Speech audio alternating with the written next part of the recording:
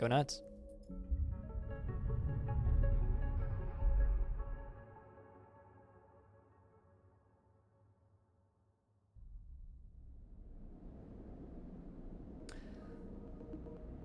All right. Well, I have no dice, but I just gave myself my stabilizer. 1 upgrade point. I'm saving for a second one so I can get instant karma. But we now have this. Maywick. Ethan says Maywick is on their way. You'll need to leave the station or get protection or disable your tracker before they arrive. If they arrive, we die. So, seems to be that simple. Current thing to do is I need to build another ship mine for this ship. That's something I have to do. I'm assuming that clock is my doomsday clock. So I need to get protection, essentially. Ethan the Bounty Hunter. So Ethan the Bounty Hunter, towards the very end of yesterday, when we were finishing up, showed up and was like,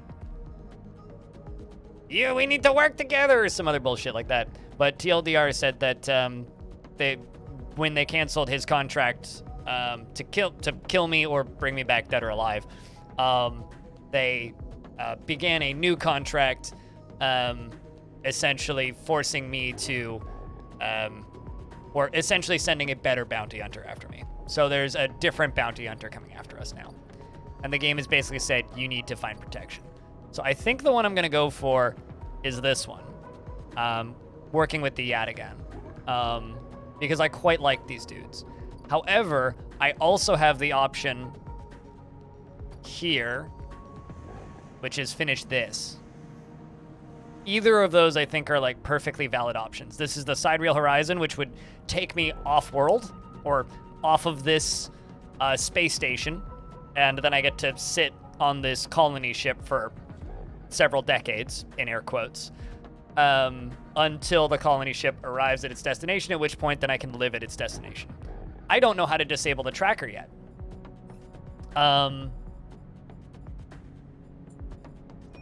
Like, even if I reactivate that route and peer around, I don't have any pings, and I don't know where that kid went. The guy that was like, I don't know where Fang went, rather. He just kind of vanished. And I have no idea how to find him. Check up. I did yesterday, but I'll do it again for you, just to prove you wrong.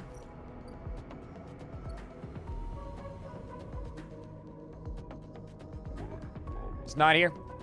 So, let's go back down. I've also checked over in the Greenway. I'll go over here as well, just to show you. There's no pings, no blips, no nothing. All right?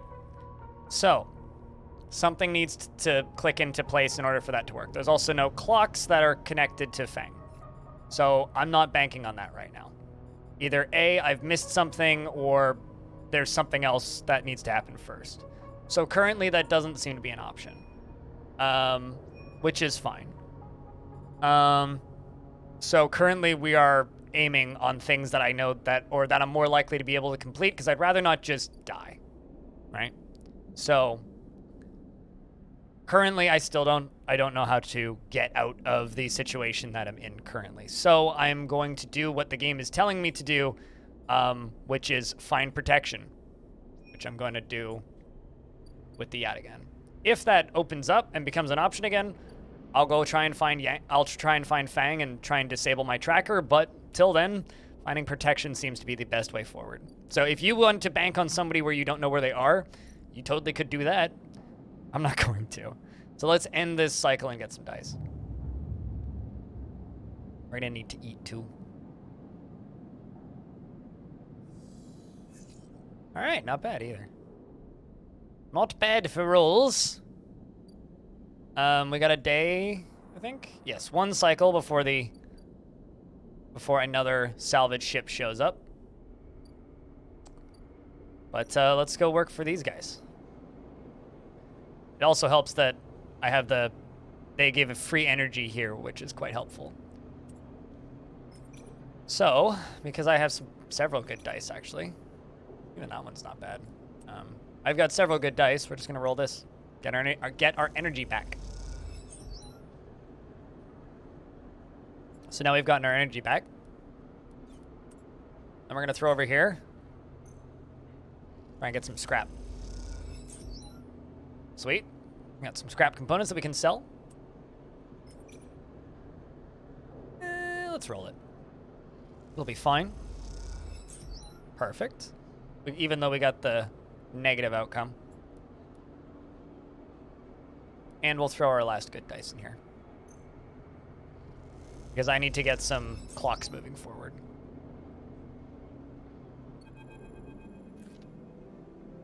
As you say your goodbyes to the other enforcers and walk back through the low end, a chirping catches your attention. Ramshackle Residential District, the low end. A quiet corridor away from the main thoroughfares. Someone has stuck a small recorder in the wall with a soot sealant tape. Written across the fluorescent tape is one word, sleeper. You peel it away from the wall. As you do, it triggers some kind of improvised trip switch. Sleeper. Sabine's voice crackles through. I've seen you with Yadigan members. Are they holding you captive now, too? A high wine.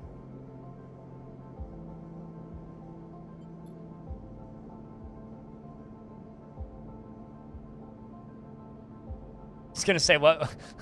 Oh, you thought that we now know where Fang is? Nope. I'm sorry if I have dragged you into this. I do not trust them. Something is happening within the gang. Some kind of power struggle. You cover the speaker a little and hear their voice. Their voice too loud in the quiet corridor. I will come soon. Thanks to your efforts, I have located most of their properties. The right time. At the right time. A pause. I will see you soon. Don't give up. Remember the deal. Recording cuts out. You stare at the recorder, processing what you've just heard. Hearing Sabine's voice again opens up something inside you. An SNARP employee.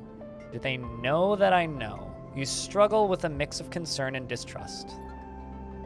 You throw the recorder into a nearby waste chute as you leave the corridor. Still unsure who to trust, and head quietly out of the low end. All right. Seed I need somewhere to plant. The best part about working for the Yadigan is I get fed.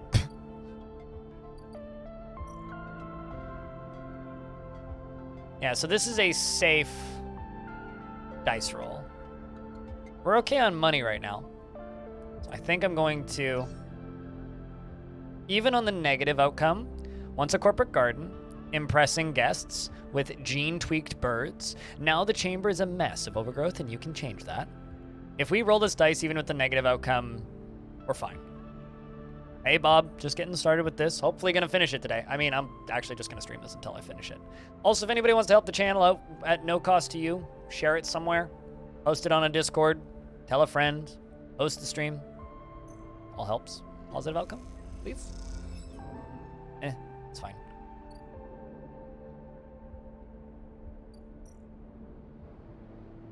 We're gonna take the ferry across.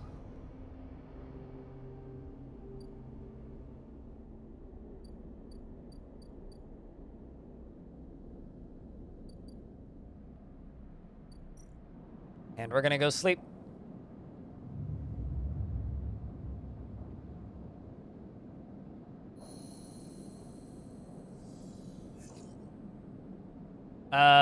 Somebody must have given your review a reward, and you get Steam points.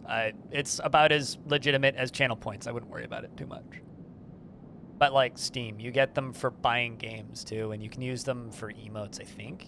I don't know. I've never really paid too much attention to the Steam point system. All right.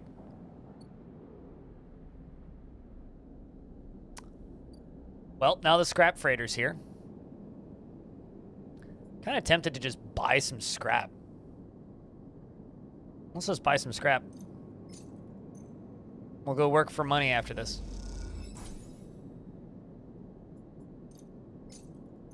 We get one piece of scrap. More scrap. I was really hoping I get like a piece of a core. There we go. A ship mine core. You head over to you hand over your chits and they point you to a crate of salvage. Time to see what you just bought. Feeling lucky?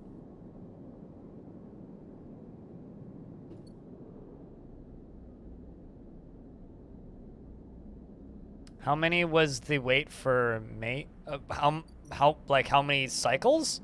A lot. 1, 2, 3, 4, 5, 6, 7, 9, 10, 11, 12, 13, 14, 15, 16, 17, 18, 19, 20, 21, 22, 24, 25, 26, 27, 28, 29, 30 at least. Maybe more.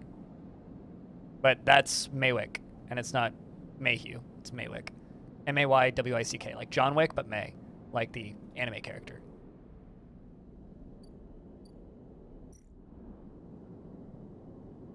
I have that repeatable action where I can get cryo, but it is a dangerous repeatable action. There's somewhere else I can go here, which is Paz Import and Export. I like how I could just buy a ship mine core. Paz knows a spacer that'll take Matsuk. I don't know what that is. Oh, those are mushrooms. Right. Okay. Well, let's go sell these core bit, the non-core bits.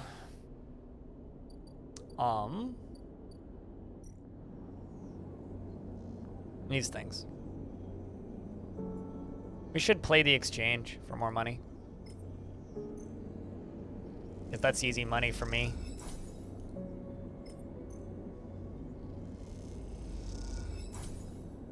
We're selling all these parts.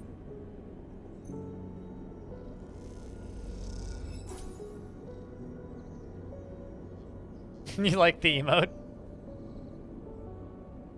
Well, I'm glad that you like the emote, Bob. We uploaded it just minutes ago.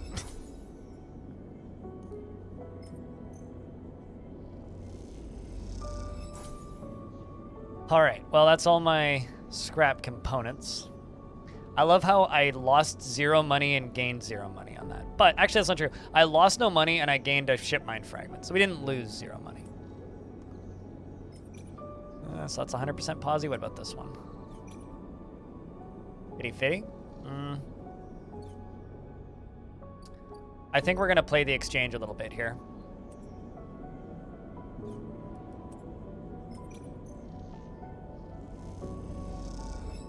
It's impossible to discern which is the real emote.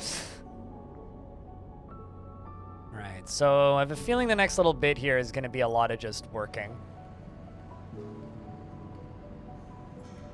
It's a +2 that I have on interface. I can use that 4 here.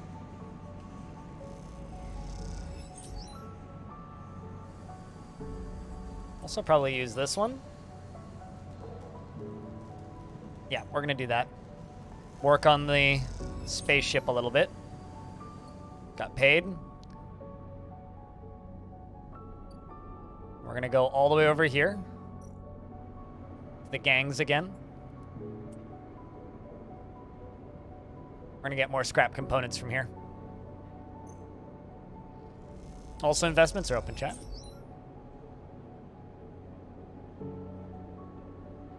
Well, we're damn close to finishing that. What about this? No, it's bad. Nah.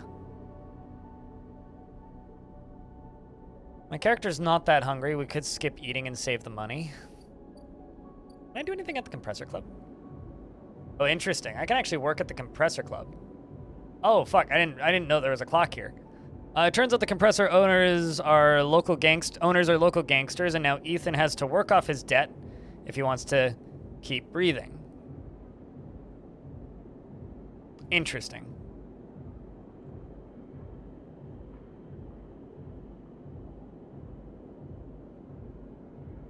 Noted.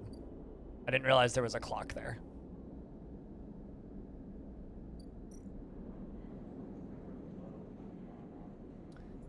I think we're gonna spend 10.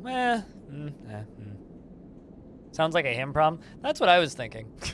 Sounds like a waste of dice is what I was gonna say, but yeah.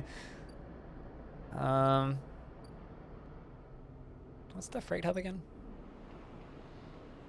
+2 freight operator gives 16 cryo. Or I could steal a random shipment. What's the luck on my dice on that? You know what? I'm gonna do something dumb. We're gonna try this. This might be bad. You know what? That or I could just wait for better dice. I think instead we're gonna go for this one and just take the money. But I kind of want to try stealing a shipment.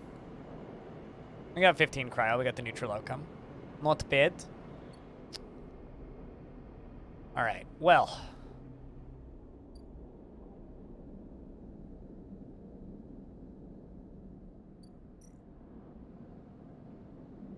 Is that a thing, Gristeth? It's the first time hearing it.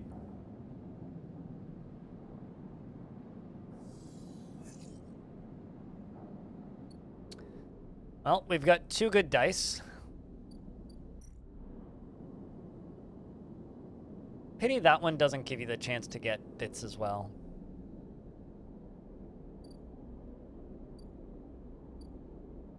Currently, I'm just trying to make money. That's all that we're really working on currently. But I can finish this off. So we're going to do this side to get energy.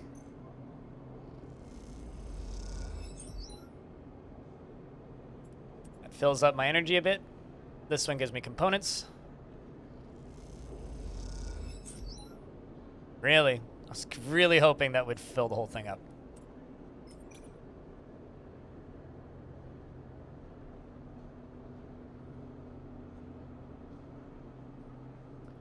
I don't think about anime particularly hard and tend to just kind of get stoned.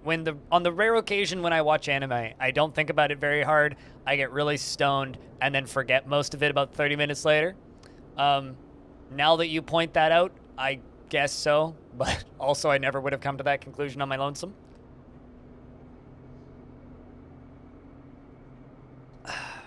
We're gonna try this risky roll. We got the neutral outcome. We finished the Yataghan Insider. So however you feel about Yataghan, it seems working with Baya is your best chance to get an insight into this organization. So, we finished this clock.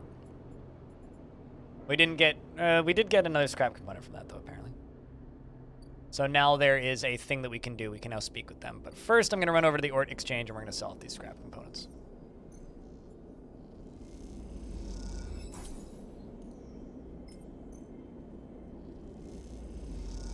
I was going to say also that's a stretch of the definition of the word cynical. Also, I've never watched a single second of Naruto, so I don't know who either of those people really are.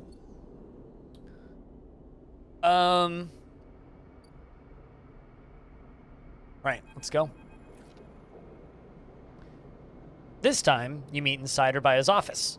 Although, now that you've seen it, seems like the wrong term. You find her stool in an almost bare, shadowy unit, midway through a sequence of stretches.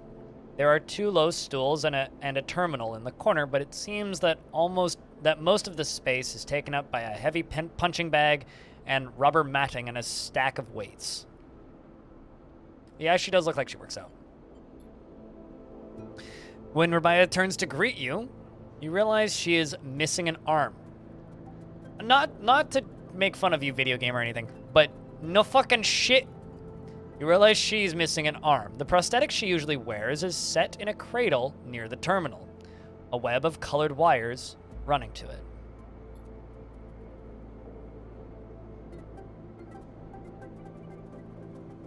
They're on t-shirts. Yep. I mean, I know more than that, Frog, but... updates, she says, noticing you looking where her artificial arm usually is. Nothing to worry yourself with. Of course or sorry I? One for of course already. Audio's ahead of this.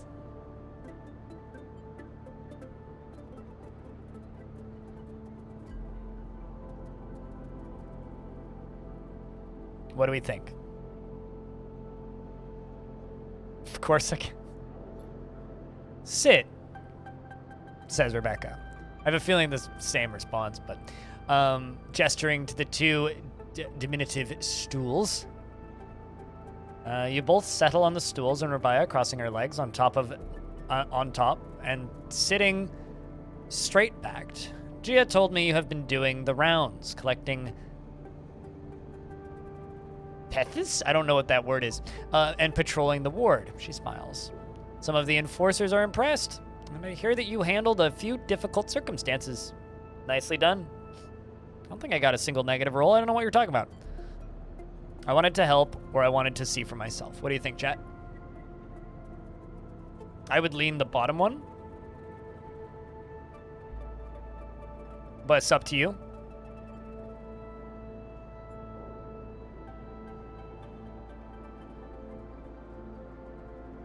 One for to see for myself? All right. She raises an eyebrow. See what for yourself? How the gang operates? If the stories are true? If I can trust you? Tyeth? I think I'd need to listen to somebody say it, but that's fine. I have a feeling it's not going to come up frequently. I would hesitate to use the word gang, because they don't seem to like being called a gang. Even though it's not wrong, but... So one for stories, one for gang. Yeah, they've kind of, like, when we first met this character, well, when we first really talked to this character, they basically were just like, hey, listen, like, there's no police anywhere on this station, and without us operating the way we do, it's just fighting and people stealing from each other, so they think of themselves as more of like a, how do I describe it? Like, natural police force, less as a gang, but doesn't every gang see themselves in a positive light? Like, find me a gang that's like, yeah, we're evil, except for maybe, like, I don't know, drug runners, but even they have, like, some self-justification for it. It's literally exclamation point roguelike. Having a conversation where you need it, I am sorry. Hopefully it's not that bad.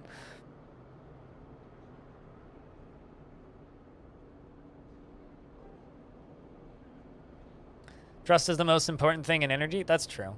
I'm kind of leaning trust. See, we seem to be kind of split, so I'm going for the third one. I see. Right, flexes her neck side to side. And the conclusion? Rude.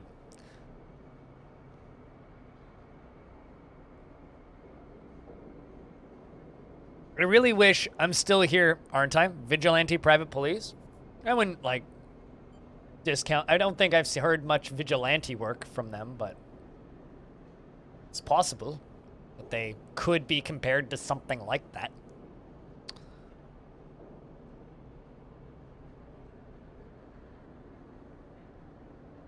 I think still deciding would be what I would say. Stay neutral. Well, Sleeper, Rabaya says teasingly. Please keep us updated on any progress. She smiles a thin smile.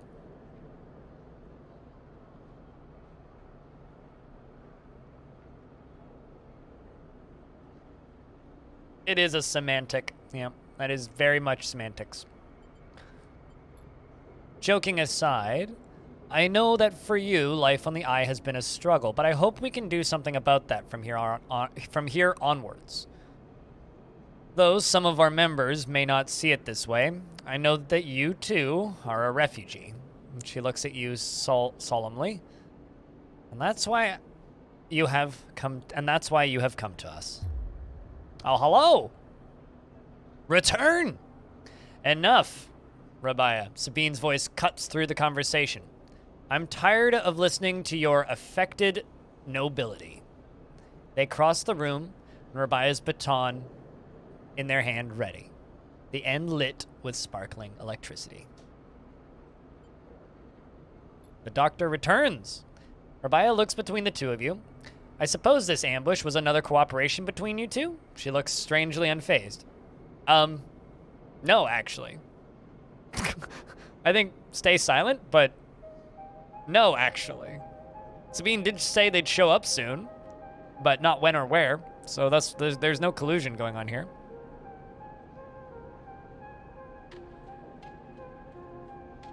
I mean, we don't have to pick anything. We can stay silent. But I guess that's also kind of picking, isn't it?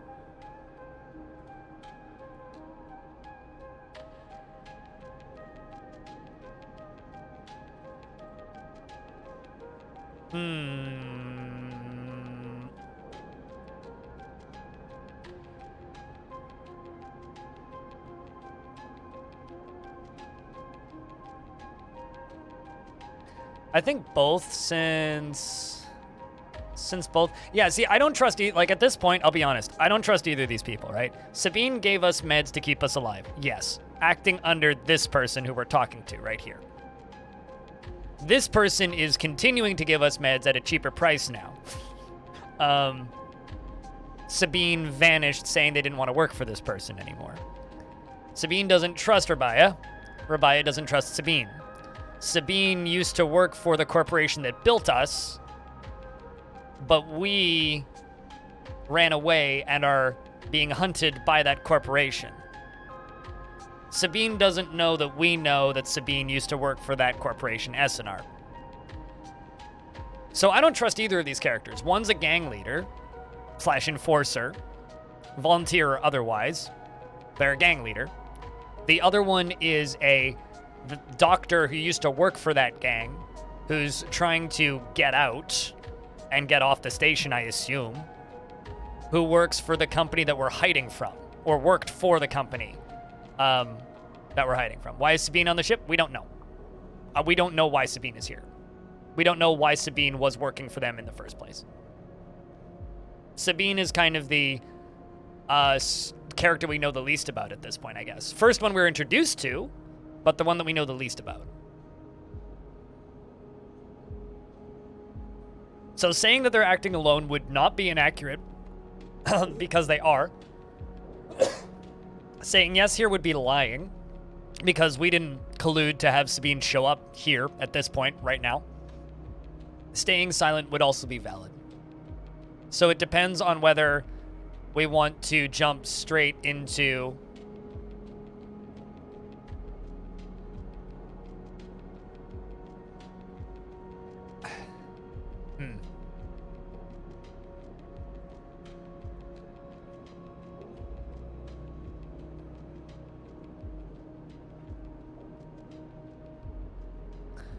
You're solidly on your recommendation of they're acting alone? Is there a scroll down for no more options? No. I mean, I can scroll up to read the text again, but I can't scroll down to get more options. These are the options we're presented with.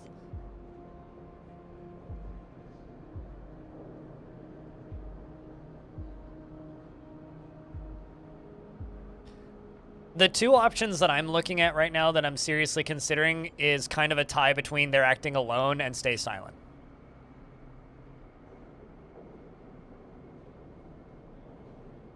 I have a feeling there's going to be a lot of situations like that going forward, Frog, where we're all just torn on the decision. Because it's like, Sabine seems cool and gave us meds, which kept us alive, but did that under orders from somebody else.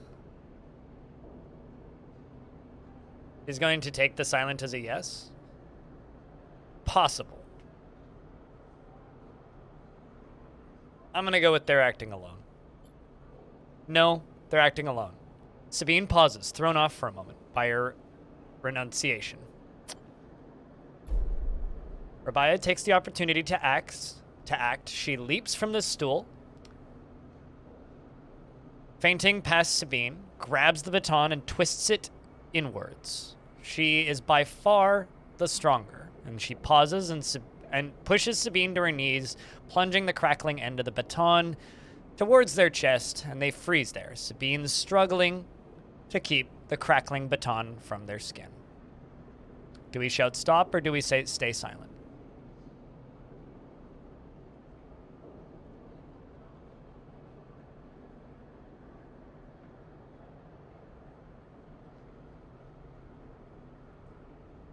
Chat saying stop. I mean, I don't see Sabine as a threat, to be honest. I don't know if the baton will kill. I don't think the game has actually killed a character yet that's at least a neutral or friendly party to us. So stop. Then you support them? Rabaya asks you, her eyes not leaving Sabine. Your loyalties are so easily swayed. Yeah, I don't trust Sabine, but Sabine isn't a threat. Exactly, yeah, I would agree with that. I thought you were more than Yannick's attack dog, Rabaya. Sabine spits back. Are you not able to think for yourself? Rabaya holds the baton strong, and for a moment, you think she's about to hammer it into Sabine's chest, but after a painful wait, she throws Sabine down instead, then spins the baton in her hand, thumbing the switch and shutting it off in a single move. Now what? Explain.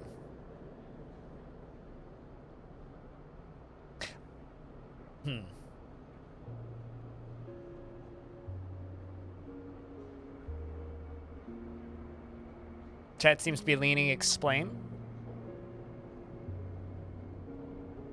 Yeah, probably, Frog. I would agree. I feel like either one will give us an answer. But, explain. They both look at you, still catching their breath. As if they had forgotten about your presence. Explain what? How the moment I call my enforcers will come down here and take them away? Rabaya cracks her neck. You are lucky I didn't kill you. I would have had every right. Every right, she shouts. I wonder actually if we stayed silent if she would kill her. She shouts. The anger, a release of tension, more than a threat. Sabine lifts themselves, a little bruised from the fall. They roll onto their side and cough.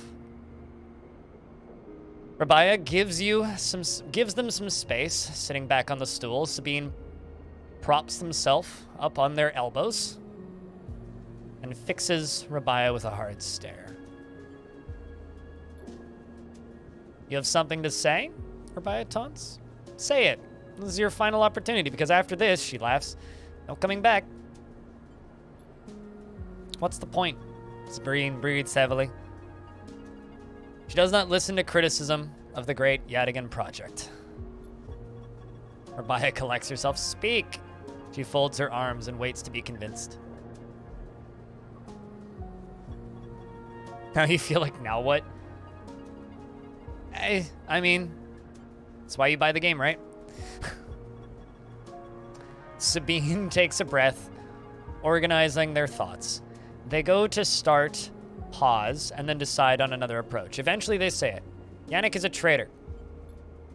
Rabaya immediately flinches, her eyes going to her prosthetic arm. Flinches, her eyes going to her prosthetic arm, her muscles clenching. But she rides it out. Also, she did that with one arm. Imagine if she had two. Anyway, but she rides it out. More than eager to prove Sabine wrong, and then she is to hurt them, at least for now. When I came here from Essenarp, they glance at you, gauging your reaction. It was Yannick who was one of the first to support me, to look after me, and I should have known then.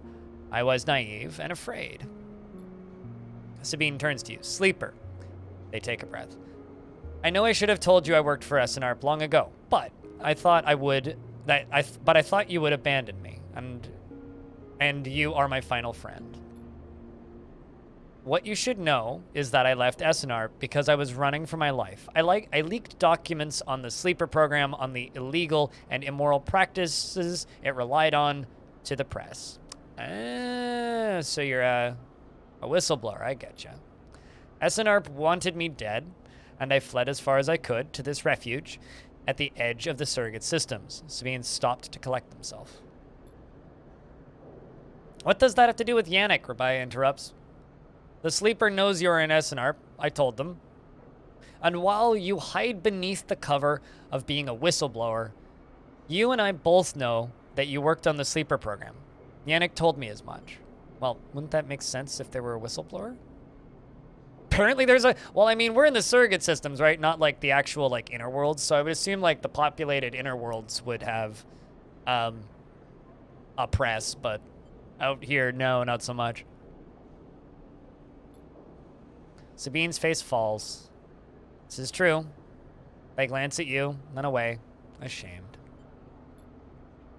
They lift their head, but it is Yannick, not me, who is in the pocket of Essenarp. Rebecca flinches again. I can prove it. He had some kind of deal to keep me here, to tie me up in debt, and to lock me away in exchange. Rabia slams her hand on the desk. Just tell us, for God's sake. In exchange for those, Sabine finishes, nodding towards Rabia's prosthetic arm in its cradle. Interesting.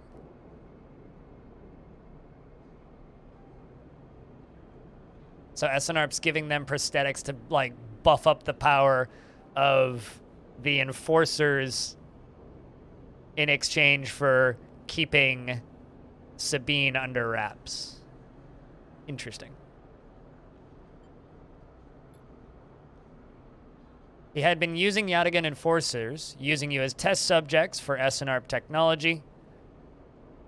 I have the data to prove it, and he has been bringing them in under the guise of stolen shipments and having me fit them, knowing each one is capturing data and sending it back to its makers. And that's why we can hack them. Yes, they are, and they're all tracking the implants, absolutely. Baya's fixed expression has started to fade.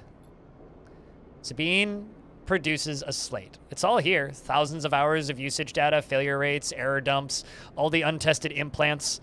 Rabia, they could short out, fail, cause cascading failures across a person's body.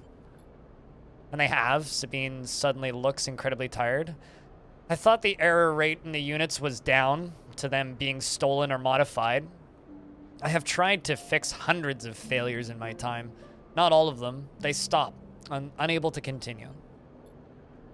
Rabia closes her eyes and breathes in, and then she opens them again. She holds out a hand to Sabine. Show me, she says. We do this in the current world. Yes, that's why we live in a cyberpunk reality already. We just are, as I like to tell people in chat and in person, we already live in a cyberpunk dystopia. We are just the equivalent of a toad in cold water, right? In cold water that's about to start boiling. We just haven't realized it yet. Later, much later, when you leave, Sabine is still taking Rabia through the manifests and data usage. Both of them crowded around the terminal as Sabine takes Rabia through each layer of Yannick's betrayal. As you leave, Sabine catches your eye and something passes between you. Something like a thank you or a sorry or some other expression that communicates both sadness and hope. Well, that ended better than I expected it to, although it hasn't ended yet, I guess. Once again, that ended better than I expected it to. Jeez, I thought that was going to end in, like, absolute catastrophe, but we can get instant karma now. So we can now re-roll dice. We literally walked out. Yes, nobody died. They're talking. Sabine and Rabia have been holed up now in her office for a while. What are they planning? Well, we've got a 3-turn clock now. And I have a dice reroll, which I can use for free once per turn. So, once we decide what we want to do, if I don't want to go for these lower dice, we can do something with different dice, potentially. Or just get way worse dice and cry. One of the two.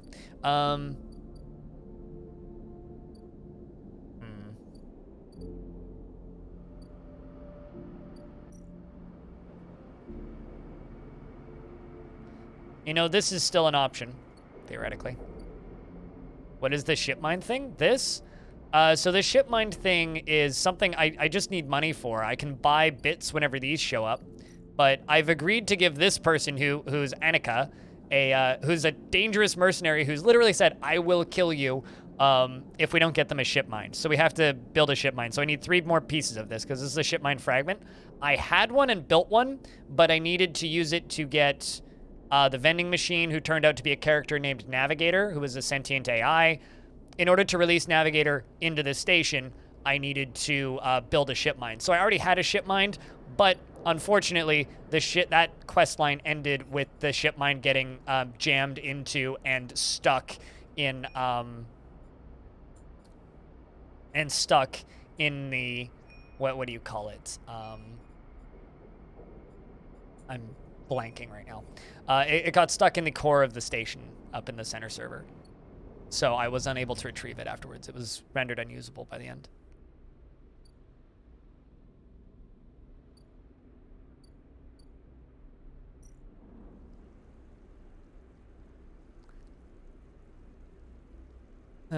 You know, I'm gonna re-roll these dice. Hey, there we go. Take this. Let's try and get some mushrooms. We're gonna forage for fungus. The fungus, yay! Neutral outcome. The fungus that spread across clumps of vegetation are deep mahogany caps with pale gills. They are firm, rich, and delicious. Also, chat, if you're lurking in the stream, could I get a round of beers? That was a big success. And then this is the thing that I literally can't do because I don't have the skill point for it.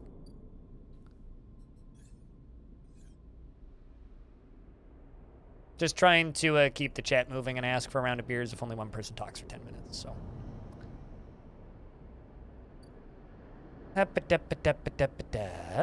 You are, and that's why I asked for a round of beers. It's fine. I got a bunch of Heaven Age data.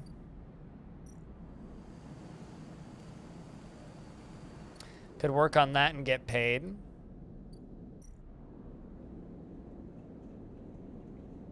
Let's work a bar shift, because we have a +1 for that.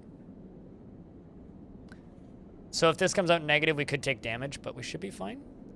Tala is good as her word and happy to throw in a shift or two your way. Pay isn't great, but tips can make all the difference. We're going to go work a shift at the bar. Sweet. We got the neutral outcome. Good service. We get 1 more energy and a little bit of money. And it's time to go to bed. We're running out of time.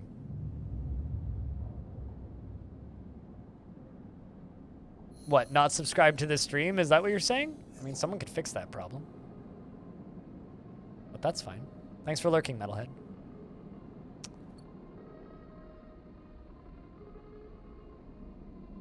Man, sad I already lost a dice. Interesting.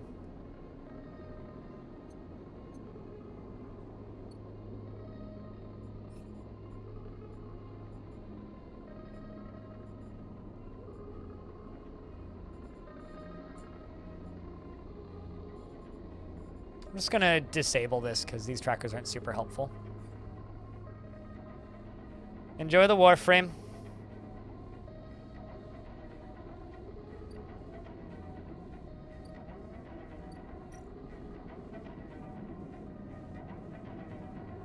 So I can just buy ship mine fragments here. I don't need 80 mushrooms, but I do need mushrooms. I'm just going to buy 2 ship mine fragments because I want to get this quest line done.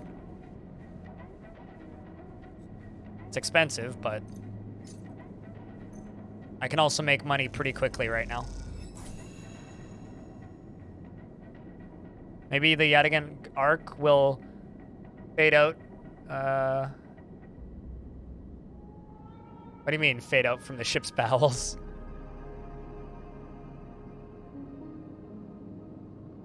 Could have used the dice on that, but it's fine. Let's go build this at the Ort Fabricator. Ship mines cannot be built from scratch, but if you have enough salvaged fragments, one can be reassembled with a fabricator.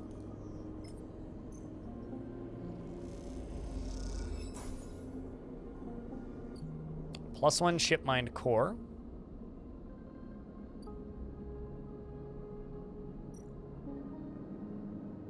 Well, I mean, they have what? In order for the Yadigan arc to continue, I need to wait for this clock to fill up, which is just 2 more cycles, so that's not that long to wait. I'm just trying to get this arc here done. Hey, Sui. Hope you're well. Annika gave you a stack of chits so that you could acquire a ship mine for Amber. Better make sure to deliver.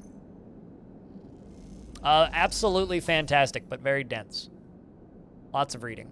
All right, so this is probably going to be another bit of dialogue, I guess. You drop the huge cylinder into the mess room table. Annika can't hide her excitement. Dialogue.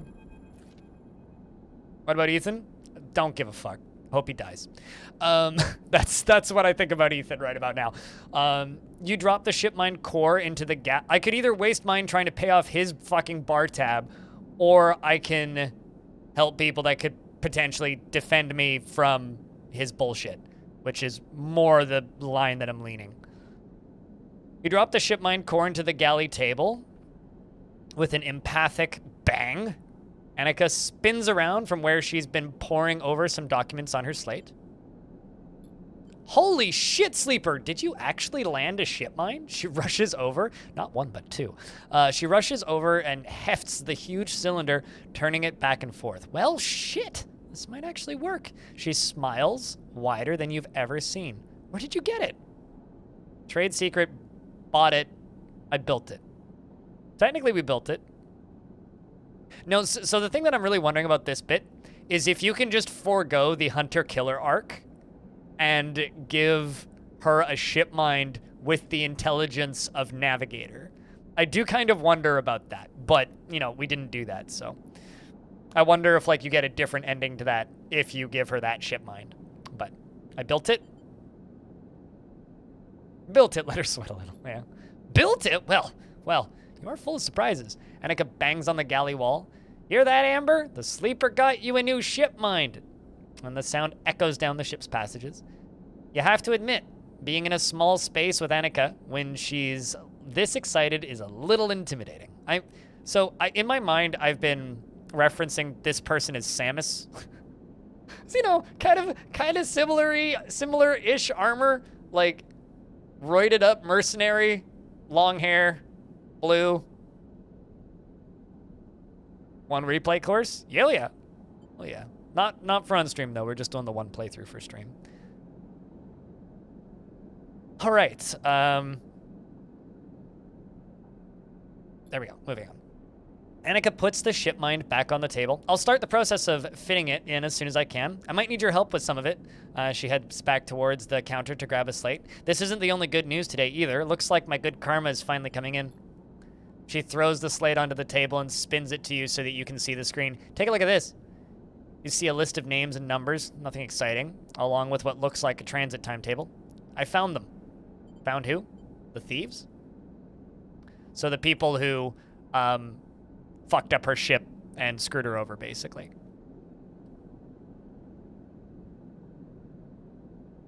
Was gonna kill you? This is true, yes. Was also going to kill me at one point. Gave me $100 and said, go get me a ship mine, which is worth 300, or I'll kill you. It's like, okay. I'll just say, chat, found who or the thieves? Do we presume it's the thieves or do we say found who? What do you think?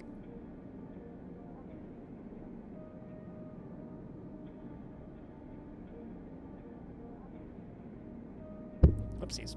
Bonk. Just smack my microphone.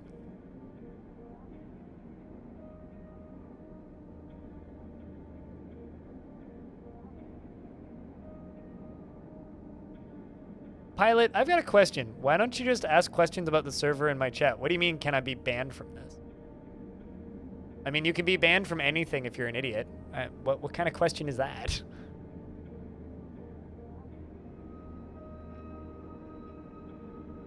Pilot said something silly on the Halcyon Frequency Discord, so I'm trying to figure out what he means by that. Well, I mean, they told me about it at the beginning, but if chat's gonna be quiet like that, found who?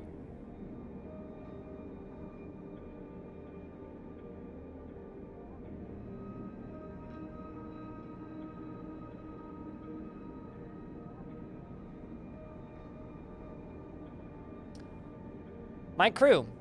She points at a name on the list, or more specifically, Ashton Kade? It was his pass that was used to access the Amber and slice the ship mind. I thought he might have been killed or robbed, but his pass stolen, but it turns out he crossed the Founder's Gap the very next cycle. How do you know? Founder's Gap? Chat, what do you think? Do we ask about the Founder's Gap, or do we presume we know what the Founder's Gap is? Because we don't know what the Founder's Gap is. Or do we say, how do you know? What do you think?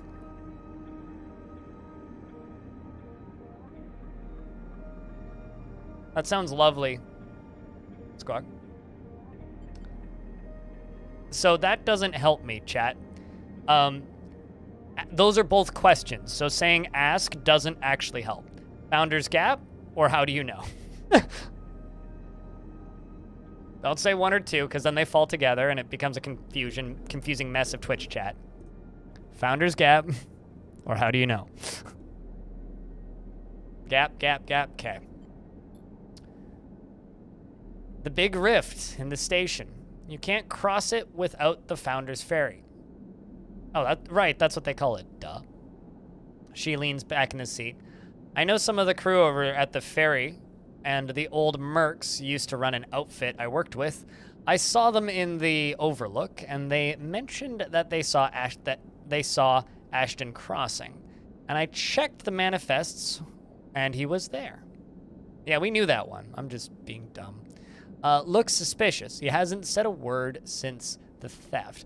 And anyone wanting to hide out might head to the Greenway and go to ground. And she flexes. You won't get far, though. There's no real docks out there. Only a couple of jetties and the wastes. So what now, or going after him, question mark. I don't think either, Squug. So what now, or going after him?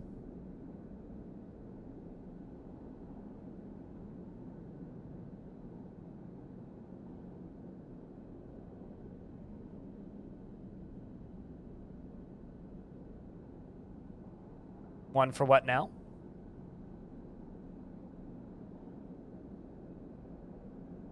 Anything else? Nope. Okay. So what now? Now I fit the ship mind. That's the first priority. She pauses. But maybe you can help. Where's this going, or sure, how? Well, I mean, dude kind of stole her ship computer and then, like, ditched her, so I would want to go after him, too. Seems like a, not nice character, to be honest. Although I don't think stranded mercenaries are necessarily known for, you know.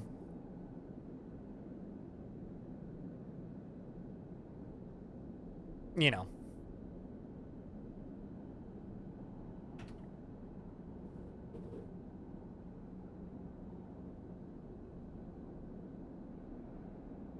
But, where's this going? It's like this. I head over there, especially in Amber. So, flying the ship over there. He'll spot me a mile off and go underground, and he'll find a way to slip the station, or he'll bury himself so deep in the wastes that no one will ever find him.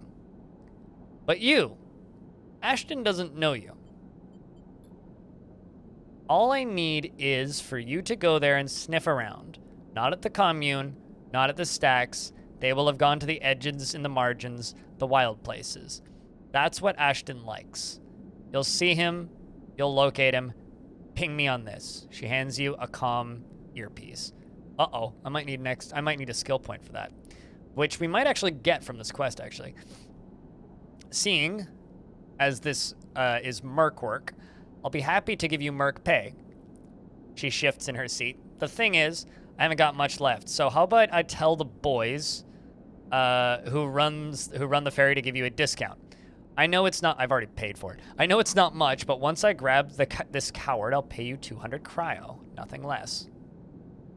Now we are Hunter. I don't know about that, but sure, What do you say? She meets your eye. Okay. We need something to do for 2 cycles. Some money. Thoughts?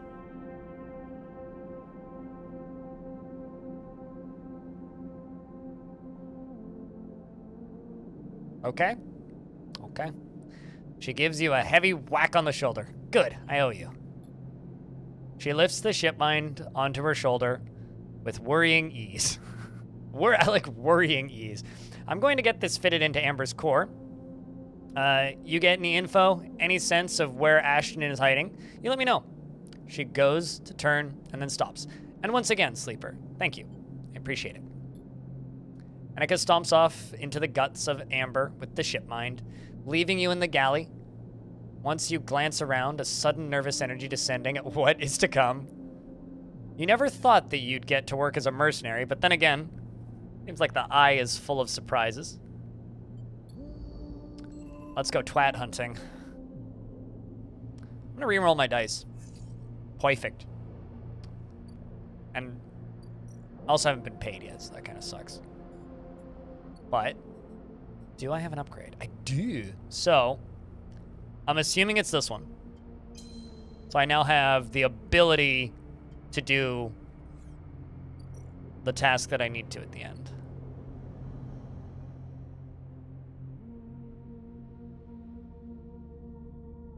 I mean, I didn't name the ship, okay? Oh, shit. Oh, I need do I need predictive reasoning? No, what skill do I need?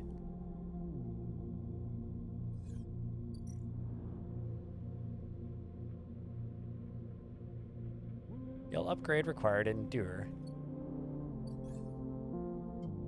I guess I need photosynthetic skin to be able to do that? Maybe I need to end the cycle? Mild margins. Ah, okay, never mind. This is where we need to go. So what is the options? That just gives us tracking Ashton. Rather than hiking around the wilderness, you can make use of your skills. Tap into the cloud and find Ashton by the signals. Not too bad. Not bad. You know, we might be able to do this same turn if we get lucky dice rolls. Actually, we might just be able to do this turn because of our skills. Yep. We can do this turn. Do I want to save the 6? What do you think, chat? So I can guaranteed have it done with 1 dice if I use the 6. But if I use the 3, which turns into a 4, or actually, is that a 3 or a 2? It's a 2, which turns into a 4 because of the +2. We might complete it, but we might not. Let's do that. Let's use the less high dice. Dang it. We get to use both the dice. Well, shit.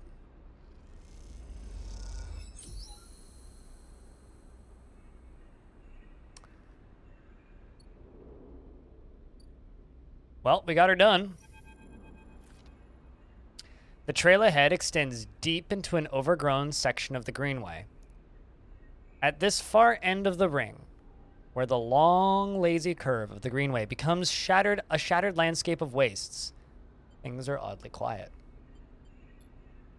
Ahead stands a vast farm stack broken from its axis by rust or force, and lying amongst the overgrown landscape is an ancient temple. It is stained with moss and algae, and it flows of green running out from its broken tanks like frozen brackish tide. Also, chat, out of curiosity, do you say algae or algae? Because I've heard both, and neither are wrong. I'm just curious. But I've always said it algae. The first one?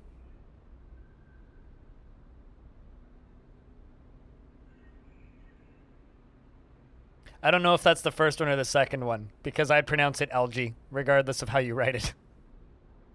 Just saying.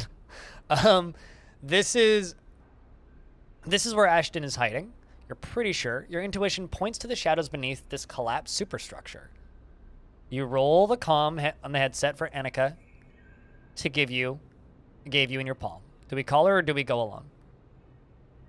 Obviously, Zach. Yes.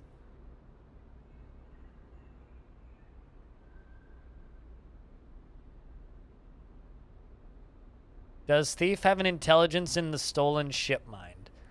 I have no idea. Maybe. That'd be cool. So do we call or go alone? Call or go, chat.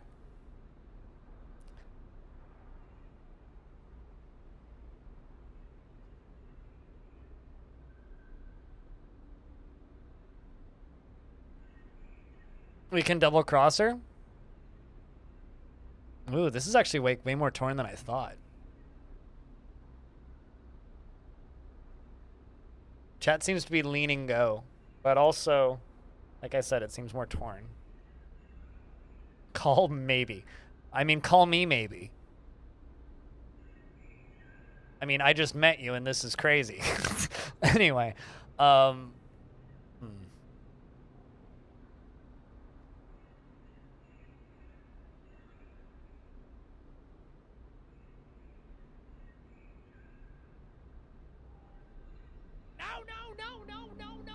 Pilot, why are you going on about getting banned from servers for Halcyon and stuff?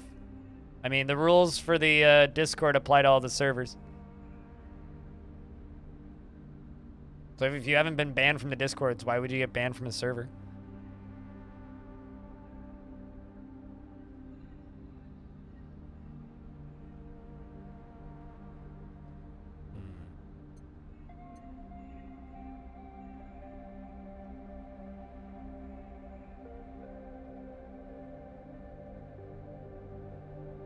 This is a weirdly difficult decision.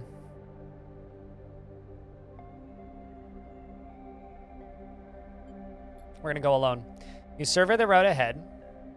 There's a direct route, a line of broken pillars that take you to into the center of the structure. Or you could skirt around the pillars, keeping the cover of the raised spine of the greenway. And you work your way around. It'll take longer, but it's better concealed. So we can take the direct route or take the long route. What do we think? Also, you're drunk, so? All right, I'll just delete it then. But I completely agree.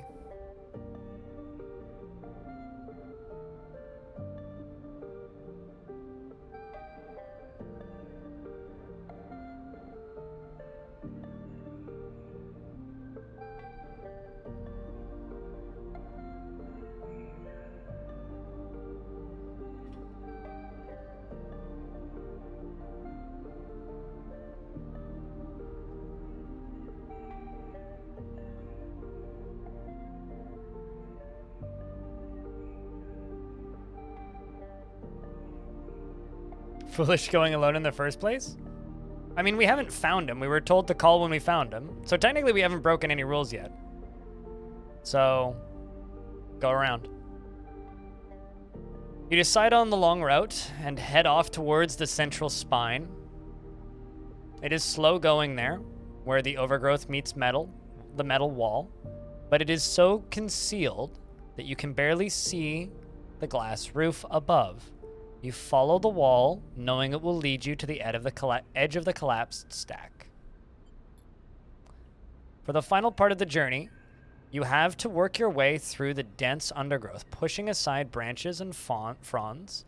It is exhausting, and you stop on a small rise to rest. It has been hours since you began. You desperately hope Ashton hasn't moved on. Just ahead, a soft glow is coming from somewhere within the farm stack. A grow light. Still on after all these years, perhaps? You take a little longer to rest, and then you push on. You follow the faint glow of the stack, and you find a broken tank, and step through the opening, trying to avoid the broken glass that sits among the moss and the algae. You work your way up the slanted tank, and carefully, quietly, somewhere water drips.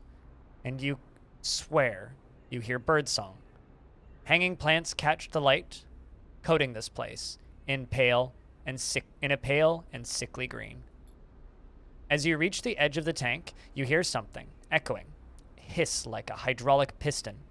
You quickly move up to where the tank opens into the central drum, and you look over the edge. The vast drum is like a cistern, with plants growing on all sides, and wet mossy islands at its base. It is beautiful, and for a moment you can't see anything but tones of green. Then you see the sleeper.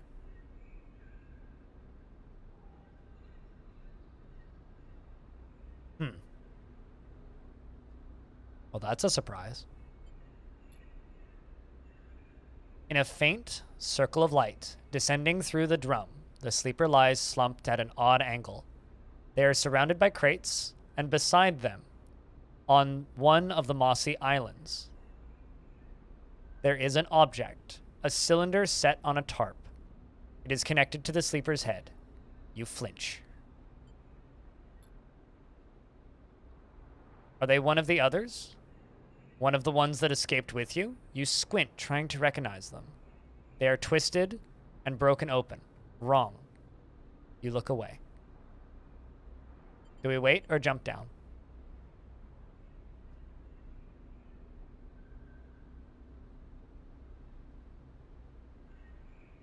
One for wait. What do we think, chat? Wait or jump down? Wait. Okay. You wait, unsure what to do, your eyes fixed on the broken sleeper at the center of the drum. On the connection between them and the ship mind, you think of what might be passing through. What connection? Thoughts, memories, or just data? You hear a sound, quiet hiss, then soft footsteps below you, and Annika enters, her sidearm in hand. She must have followed the signal from the headset. Has she been spying on you? You watch her step on one of the mossy islands, the water around rippling as she does. Gunshot breaks the silence, blanking out all noise. It hits Annika's shoulder. It hits Annika's shoulder piece, the ceramic armor cracking, but holding, as she braces into the impact. Then she launches herself towards the now activated armor, launching her across the drum. Another shot gives wide before she reaches the cover of the crates beside the sleeper. Shit. You hear the shout from one of the tanks, high on the far wall. Annika reaches over and wraps a hand around the thick connection between the ship mind and the sleeper. What is she doing? You better come down. You better come down here or I'll rip this thing right out of her head, she screams at the wall of tanks. You shiver at the suggestion. That was like a twist followed by a twist, and I wasn't expecting either of them. So, I mean, hats off, I guess. I think the only logical thing to do is to scream stop and see what the fuck happens, right? Yeah, stop. There's chat.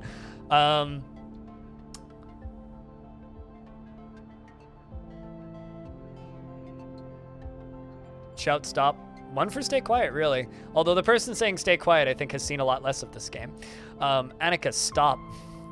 She flinches, but she doesn't take her eyes from Ashton. Quiet, sleeper, Annika shouts. A shot rips through the moss beside you, filling your vision with green. The shooter must be somewhere on the other side of the tank. Do that again, and I swear to God, I'll tear your head off. Annika shouts at this. I'll tear their head off. Blah. Attica shouts to them. Sleeper, you stay down. Sleeper and other sleeper. Which sleeper are you referring to? There is a long pause. All you can hear is the dripping of water running down the walls of the drum. Then Ashton calls out. Coming down, Annika. Don't do anything stupid, for God's sake. He appears at the far side of the drum, stepping through the shallow water, rifle raised above his head. Peeking at this artwork. Someone's got a broken sleeper.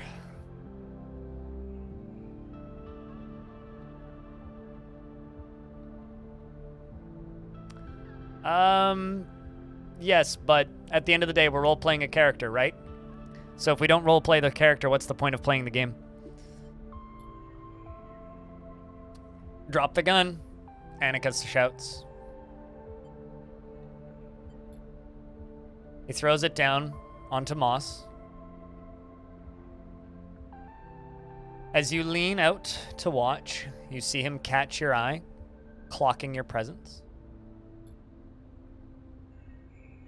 What are you up to here, Ashton, you sicko? She stands, keeping her sidearm trained on his head. You ripped my ship mine for what, some freakish experiment? Ashton approaches with shaking hands, his eyes now fixed on the connecting bundle of wires that Annika still has hold of. Steady, Annika. It isn't like that. I needed the ship mined, and you have to understand they would have died without it. Someone needed meds. What are you talking about? I don't give a shit why you ripped out my ship mine and crippled my ship. I should put you down right here. She tightens her grip on the connection. Damn, Stone. Typical of you, Annika. No curiosity. Ashton smiles shakily. That's why I never asked for it. For your help. You only look after yourself. He nods at you. That sleeper up there? They are just bait, right? To draw me out? Annika sucks a breath in. Trying to give me more reasons to shoot you? I love them, Annika. Ashton looks at the crumpled sleeper. I love them. And they were going to die. I knew you would never understand that. He starts closing the gap between himself and Annika, slowly inching forward. Don't do that, Ashton. Annika snarls. Don't do that. Let the wires go, Annika. Let us go. If you don't, get out of my way. He inches closer. Please. I can't let you take it, Ashton. Annika hardens her stare. You stole it from me. You left me for dead. She shakes her head. You think I'm going to trust you after all that? I need it, Annika. I need them to survive. Ashton is in reach of the sleeper now, of Annika. I'm going to take them now, Annika.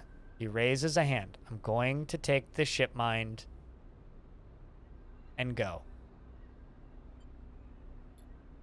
Annika loosens the grip on the connection a little. Her hand is shaking now. Stop, Ashton. She lowers the gun a little. Stop.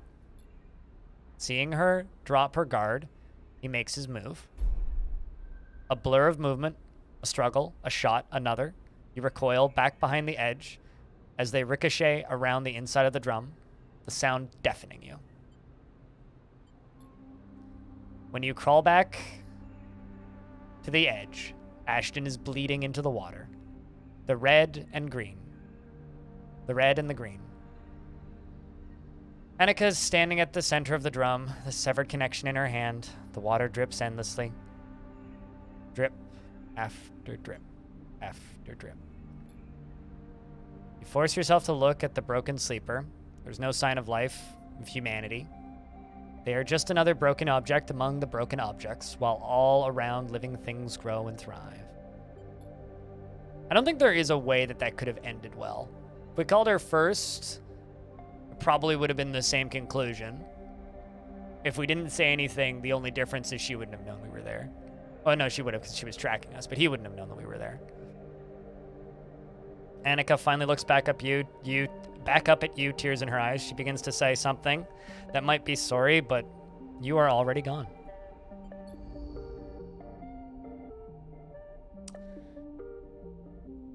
Well, the question is, do we get paid? Do I still get paid? I'm all out of dice over here.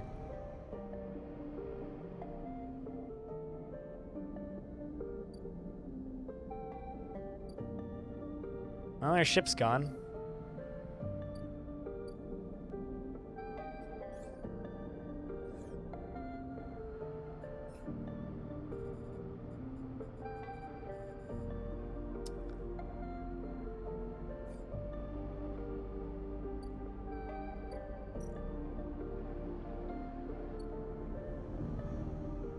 I mean, would you want to hang out with a person like that? Like, being blunt here?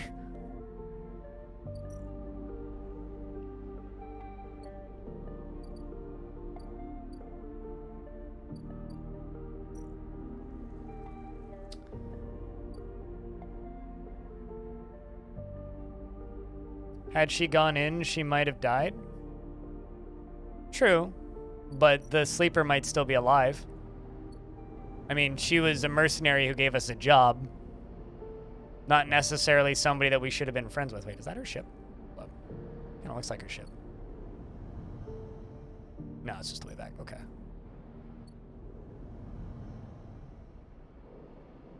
Well, there's really nothing I can do right now, so we go crash and figure out what we can do tomorrow.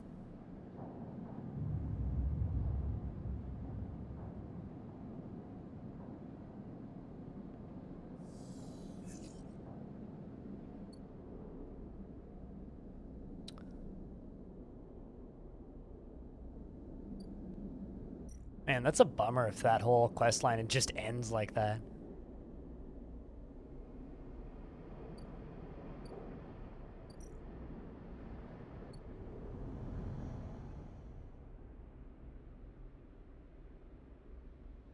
I mean, we don't know for sure.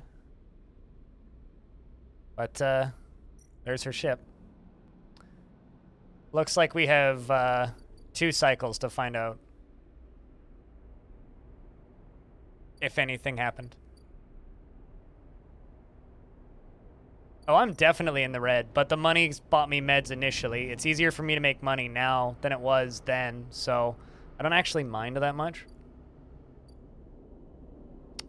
Trying to just figure out what we can do for the day.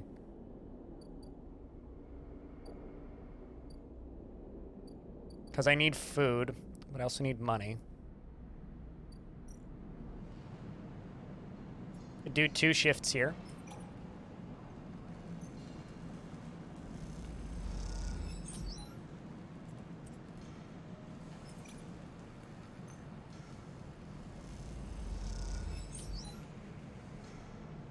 Almost do 3. Yeah, you know what? Fuck it. I'm just gonna do a 3rd shift. We're getting lucky here.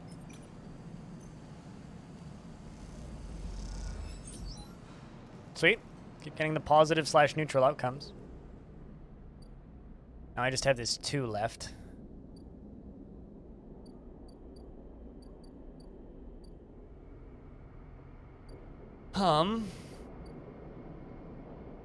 Yeah, no, we'll get there.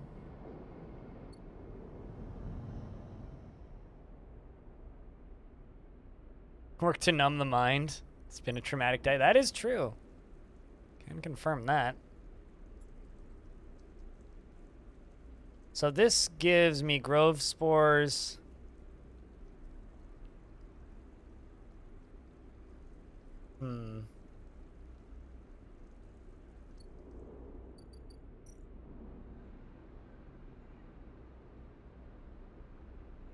This is a safe action that we can go work towards, which will help us plant the gardener's seed.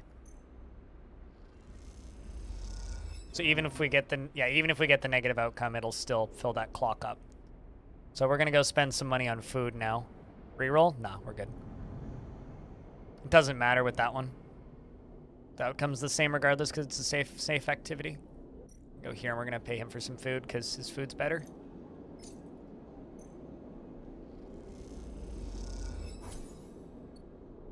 And then we're gonna go sleep. And I think the Sabine Rabaya plotline is ready to pick up again. Yes. As you enter Rabaya's office, you hear voices. Is that Sabine? You push open the door. Sleeper, what good timing, Rabaya calls out to you as you enter. I wanted to introduce you to someone. The man is standing at the center of the room, speaking quietly with Rabaya. He turns as you come in. Meet Yannick. Another twist. Is that He looks similar to somebody else from a different game. Just because of the glasses more than anything. He looks like the Ditch Man from, or sort of looks like the Ditch Man from, Norco. It's just because of the glasses, but... Anyway. Sleeper. He rolls, he nods. Been hearing good things from Rabby. Rabby? Rabby. Gives you a Master Roshi. Master Roshi, not Master Yoshi. Master... Anyway. He doesn't have enough porn mags, and he doesn't look, like, rude enough to, you know. Anyway. Been hearing good things from Rabby. He smiles an easy smile. Good to meet you. I almost want to stay silent here.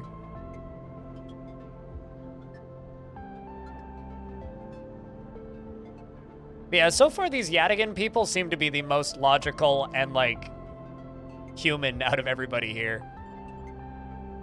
But good to meet you. Likewise, likewise. He waves a ringed hand. Now, Rabby, where were we? Actually, Rabaya places a hand on your shoulder. The sleeper was what I wanted to talk to you about. She doesn't spare you a look. What is going on? Well, okay then. Yannick tucks his hands into his pockets. Go on. I'd like to recommend them to your ward. A tiny pause. They have shown themselves to be a capable ally here on the spoke side. Spoke side? But we have more than enough to run our territories. I hear the main block is proving more difficult. Yannick leans forward slowly. It's a mess, Rabby. And he waits, his tinted glasses shimmering, despite the lack of light in the unit. I can use them, he suddenly decides. Rabaya smiles. Good to hear. I can immediately. Yannick cuts her off with a raised hand. 1 second. He steps one surprisingly light step closer to you. You eager to work, sleeper? Question mark. Question mark. Let's take what is going on. Yes, I suppose, but like also depends on what I'm doing, I guess. I ain't killing people, if that's what you're saying. But, I mean, all that we've been doing this whole time here has been working, so I suppose yes. Yannick nods, his head as if he's listening to music. Okay, then. You suddenly are unsure if he's talking to you.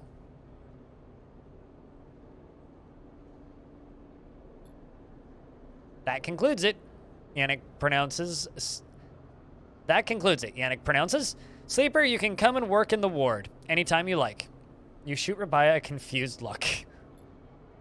Rabaya finally glances at you for a moment, but it is so fast you almost miss it. Good. I know you'll be happy with their work, Yan. Yannick reaches out and squeezes her shoulder. Sure, Rabby.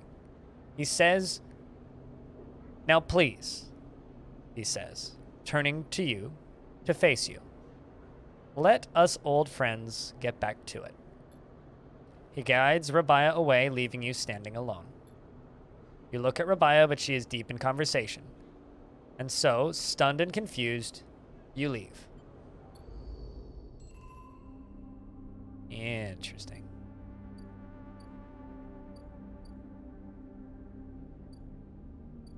So what do we have now? That's a cool angle. Patrol the block. Danger. The massive block at the... That's quite a lot of... Kind of seems that way, yeah, Frog, that we're, like, working for Rabia now. I wish we had more information, but... That's something we could finish pretty quickly, because we do have the +1 on Engage. The massive block at the center of the low end is made up of layers and layers of units. Patrolling this vertical city is a challenge. You know, I don't... The way they describe these blocks, I'm imagining Mega City 1. But, like, Mega City 1 in space. You know? It's like Mega City 1, but, like, 10 times cooler.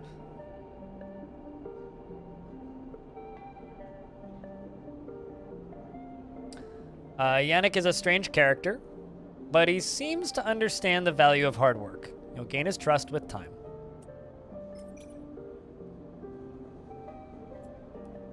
So we can get at least 2 positive rolls on this.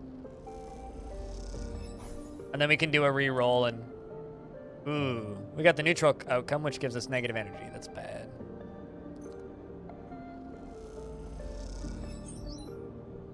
Does the yellow dice roll mean? So, there's positive, neutral, and negative outcomes. The higher the dice, the more likely it is to be positive. But this dice, for an example, is 25% positive, 50% neutral, and 25% negative. If it's a dangerous roll, if we get positive, we get the positive outcome. Neutral, we get a negative affliction to us, and but we still get the positive outcome. Negative, we still get the positive outcome for this one because it says plus Yannick's trust, but it hurts us and does damage to our body, so I don't want to do that roll. I could re-roll. That's what I'm going to do. So we get one more roll in on the low end here. Oh, not on the low end. On this one. Nope. Where does block go? There it is. Wrong button. I can get one more roll in, so this is 100% positive. We won't lose. So now I have 1 dice left. We need some food. Could just do some hacking. I think that's what I'm going to do. That actually, or I could go... What was the... How dangerous was the thingy over here? Still have 1 turn left before that comes back. This is a safe roll. I think we'll throw this into here and then we'll just go buy food. So safe, even if we fail it, we don't get a negative outcome. We just get a less of the clock movements, which is what we got. Does that help, Jack Knight? Every dice roll moves a clock forward, but the clock might not necessarily be the one you want to move forward. All right, so now I need food. We're hungry. We do have money. We're gonna go here. We're gonna order a thing of fungus because it's the better food.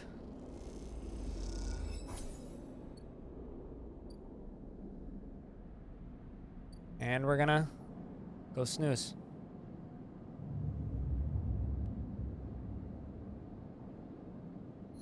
So the same number will always have the same colored dice.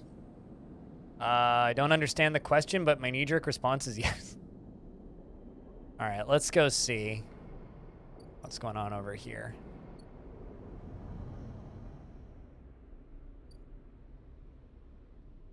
There we go. Annika the Stranded Mercenary. You spot Annika on the track to the farm's stack. She has a box on her shoulder. She is working her way down the slope. She sees you as she approaches. Neither of you speak for a moment. She looks tired, pale, and her hair is tangled. Clumps of dirt cling to her armor. You both eye each other. Yes, this is true. So you can't have like a half, you can't have a full yellow 3, for example. It's always gonna be a half, yeah.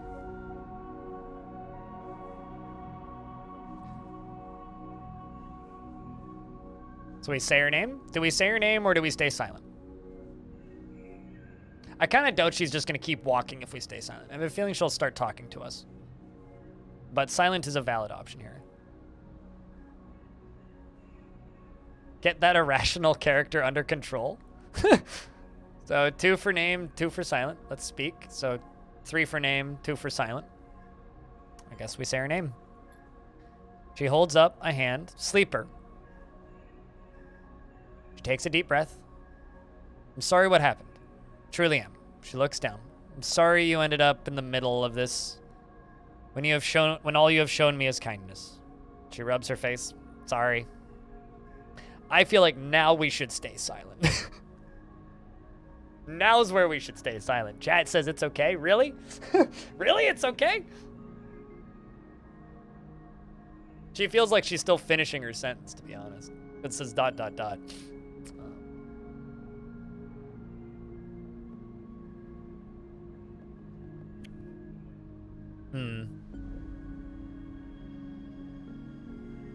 Stay silent. For that sleeper that she stares at the floor. I'm sorry. She looks up and away, not meeting your eye. Now we can say it's okay. What you did is unforgivable. I mean, I feel that way. She fucking killed 2 people. Just one was an emulated consciousness and the other one was a person. Actually, I think the first... I'm pretty sure those are the first, like, characters I've seen actually die in this entire thing that isn't, like, a virtual consciousness. Somebody remind me here. Like, is that the first character we've seen die? I'm pretty sure that is. Like, I'm, like, rattling through this entire game. I don't think anybody has actually died. We don't know if he forced her hand, right? She was saying back off. She had no reason to stand over the thing. So, here's the thing, right? He stole her ship mind. We replaced what he stole. She was acting out of vengeance, quite literally, right? For him stealing her ship mind. So I wouldn't necessarily say that he forced her hand. She refused to reason. He stopped shooting, held the gun up, and walked towards, right?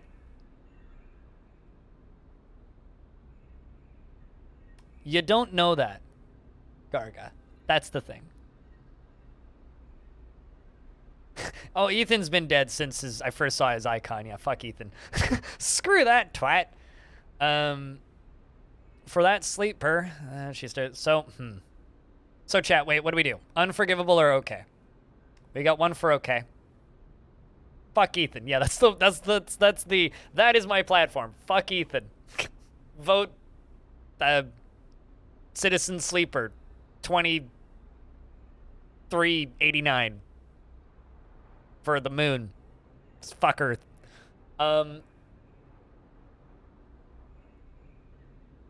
Really? You guys are leaning it's okay. Shit. Wow. You guys feel a lot better about this than I do.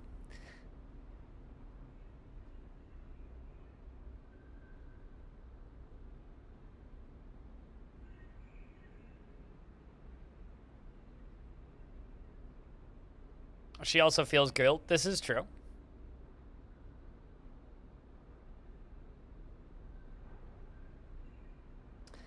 All right, we'll say it's okay, chat. She nods, then looks up to the stairs. I've never... She stops herself. Thank you. Annika shifts the weight of the box on her shoulder. I've been preparing for... She grimaces. Look. She sighs. Can you come with me? It's easier if...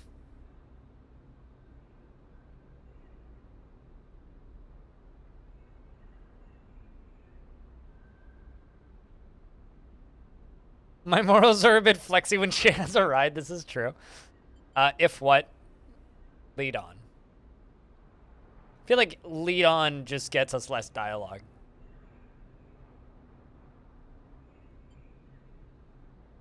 But I could be wrong here.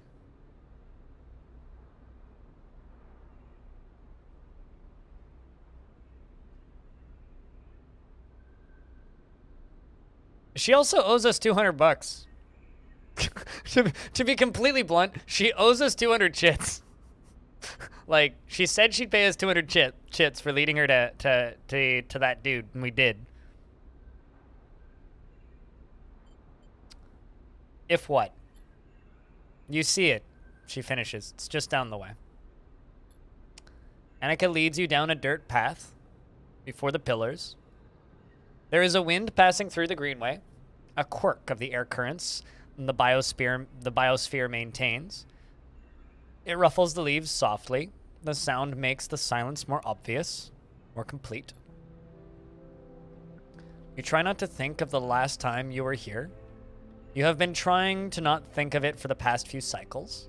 The image of the sleeper sprawled, twisted, open, connected to the ship mind. It's been hard to forget.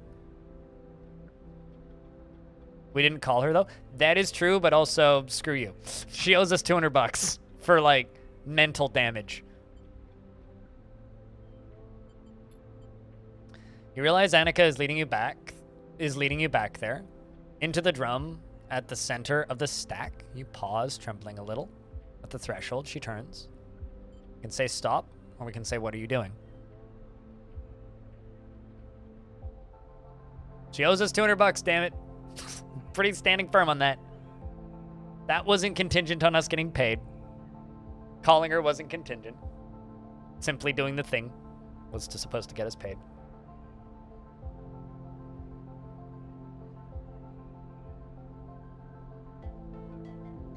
But what are you doing? She looks at you with empty eyes. What needs to be done? You stand on the threshold and look up at the tanks, green and wet. Why do I think she's gonna kill us? You stand on the threshold and look up at the tanks, green and wet, some glowing with flickering glow lamps. You look down at Annika, suddenly so small, under this hulking ruin. The smallest she has ever looked. She places the box down. You're delayed. Audio. The box could also be full of chocolates. Yeah, and we don't know what we're gonna get, Frog.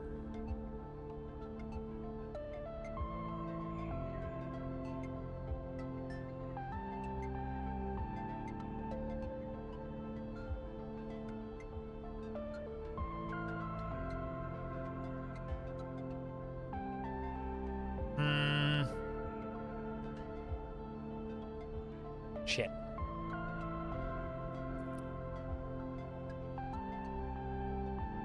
I think I'm gonna follow her in. If she shoots me, I'm gonna be real sad. And also, I'm just gonna say this bluntly, Garga. If you go look up spoilers and type them into the chat, I will time you out for the remainder of the stream. Just to be blunt. Just with the I'm willing to check statement. I don't want people to check. Follow her in. All right. You follow Annika into the stack, through the low tank, entering the drum at the ground level. It is just as beautiful as you remember it, but it barely touches you. Instead, you check the apertures of the tanks for a glint of a weapon or a shadow among the moss. Annika stops, and you look down. The mossy island at the center of the tank is clear now. All the equipment cleared away.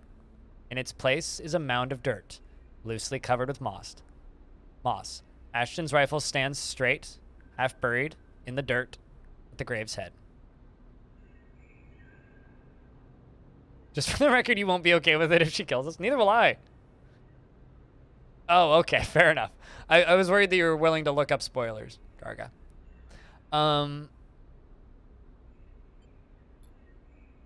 I buried them together, Annika says, without turning. You both stand there in silence for a little while. Seems like it, Frog. Yeah. You think of what questions you could ask about Ashton, about the sleeper. How long did you know him? Was the sleeper dead? And stay silent. Kind of care more about the sleeper than Ashton. But what do you think, chat? Silence? Wow. You don't want to ask questions?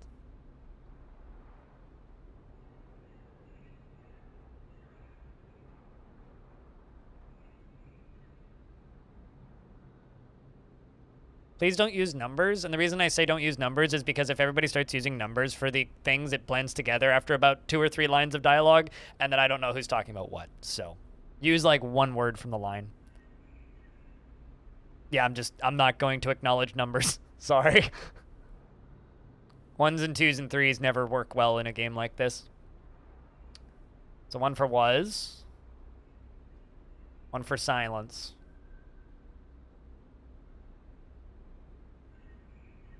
Okay, nope. I mean, I know that they're not okay. They're just sleeping, right? Obviously.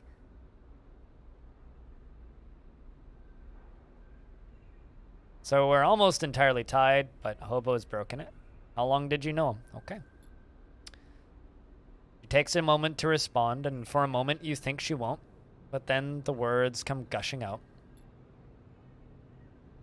He signed on a while ago. He used to run recon for a corporate outfit, but he got sick of the pay. He joined the crew as a sniper, and the first few jobs were a breeze. He was so cold and disconnected. He always hit his marks. The last few jobs, though, he was different. I noticed that. We'd had a period of extended shore leave on the Eye, and when he came back, he was changed. I assumed he just had too much time off. He was right. I never would have given him the ship mind. I wouldn't have believed him. I've had crew members double-cross me and undercut me and rat me out. It's the business. He missed us on purpose, yeah. He wasn't a good person. None of us in this job are. That's how we are. That's how we die. Alone. She stops, not sure of what to add. It seems like she is reaching for something, but she can't quite get there. You feel that gap between you, and as you do, it widens. The water drips, the moss trembles. You both stand in silence for a little while longer. You both feel it, life creeping back in, the silence ending. Annika shifts her weight, and then starts to walk out. You follow her, suddenly eager to be back out in the open space of the Greenway, to be away from this place forever. You stand outside and breathe the fresh air. You stare at the green leaves and the stars wheeling above. That's it, says Annika, from somewhere behind you. Try and think of something to say, but can't. Annika puts a hand on your shoulder. You turn back to her. At least take this. She forces a handful of cryo chits into your hands. It's what I owe. See, she owed us money! God damn it. She looks at you desperately. You look down at the metal bars. Little ugly things, you think.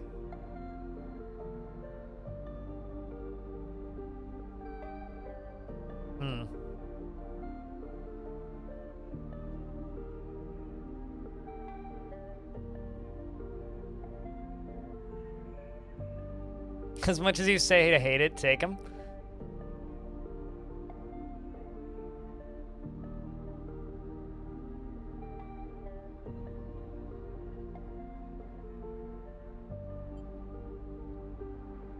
Fight me.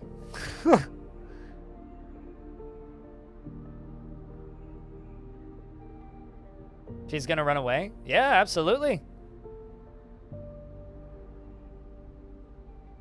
I got plenty of cash to afford my meds, though. That's the thing.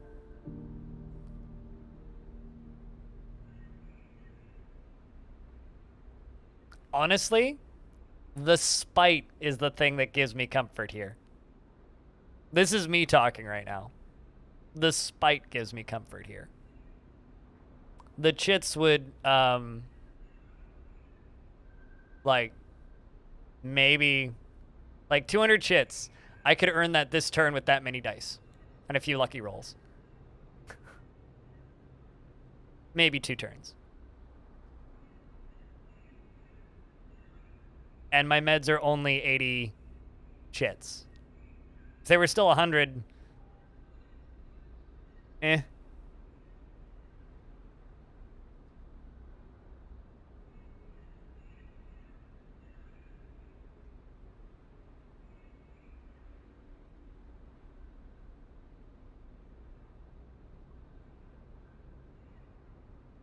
I didn't do anything for the coin. I didn't call her and I followed in. She showed up and killed somebody and is giving me the coin, like, as an apology. But you saying fuck off is the, like, actual win here, I think. At least for me.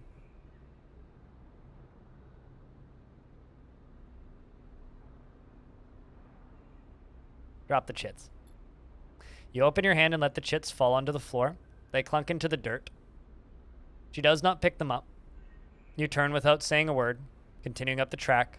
She does not follow. As you walk up the rise, the wind picks up. Leaves shudder.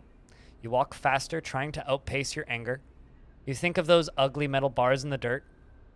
Life has to be worth more than that. Has to be.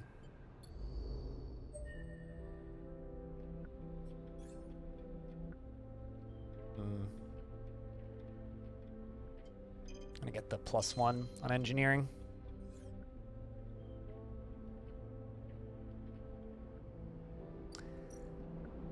Let's sigh. I have a feeling the only difference there is we get 200 cryo instead of not.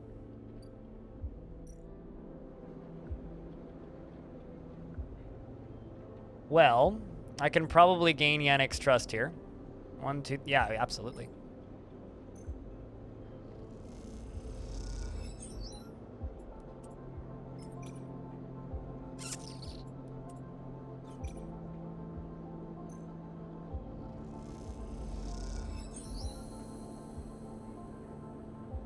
Next time through, you find 200 chits in the dirt. Magical. Also, if we end up getting a terrible ending because I don't have 200 chits to pay somebody, you guys can yell at me, but fuck that. You almost laugh when you see it. The same small recorder stuck to a different wall this time. That's funny. Laugh at me? Oh, fair enough. I mean, this is kind of funny. The same small recorder stuck to a different wall this time, written across the fluorescent tape. Although, Zakos, here's the thing about me in reality. If I was in that situation in real life, would do probably the exact same thing. In fact, I've done, not due to somebody dying, but definitely due to somebody selling something that wasn't legal. Anyway. No, I didn't. I used a 5, Christeth.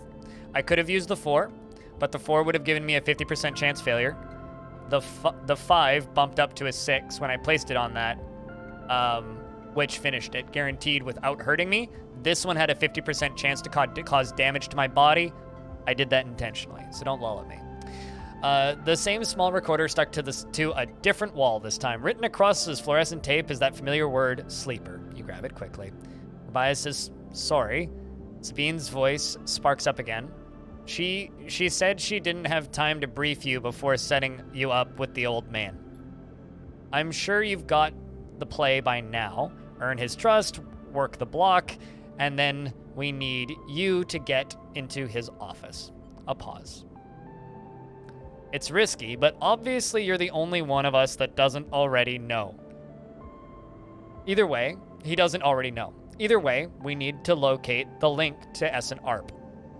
And you hear a shout in the background of the recording. Rebecca says, be careful. Sabine continues. The data suggests that there is some relay processing in the implant data and sending it to Essen ARP, but we can't lock down its position. Either he is moving it, or it's moving itself, or it's rerouting through other relays. We can't understand it. Maybe you can find some details of it in his office. I think this guy watches Twitch streamers and got like a discount code for 1 year of Surfshark or NordVPN or something. And they don't know what a VPN is. I think that's what's going on here. Once he trusts you, you should be able to get close enough to get in the office. You'll get one shot at this. The recording creaks and whines. That's the final piece of the puzzle to end this. A pause. Good luck, sleeper. Sorry, too. Be safe. The recording clicks off, leaving you in silence. You pocket the recorder, just in case. You walk away. Looks like it's up to you. Let's go hang out with Yannick, shall we, chat? You know, whenever I read Yannick, I read it like Bannock, which is this weirdly delicious bread I used to make while camping. You have a good night, Stone. Sleep well. Of course. It's a fucking dice roll. Yannick... Wrong button. Yannick has asked you to collect... Yannick has asked you to collect his medicine from his office now.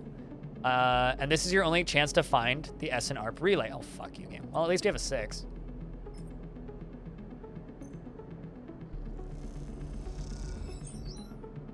Relay located. I mean, it's just bread with, like, 3 ingredients that you make in tinfoil, but I don't know if it's Canadian specifically, but... Yes, the guy's named Yannick.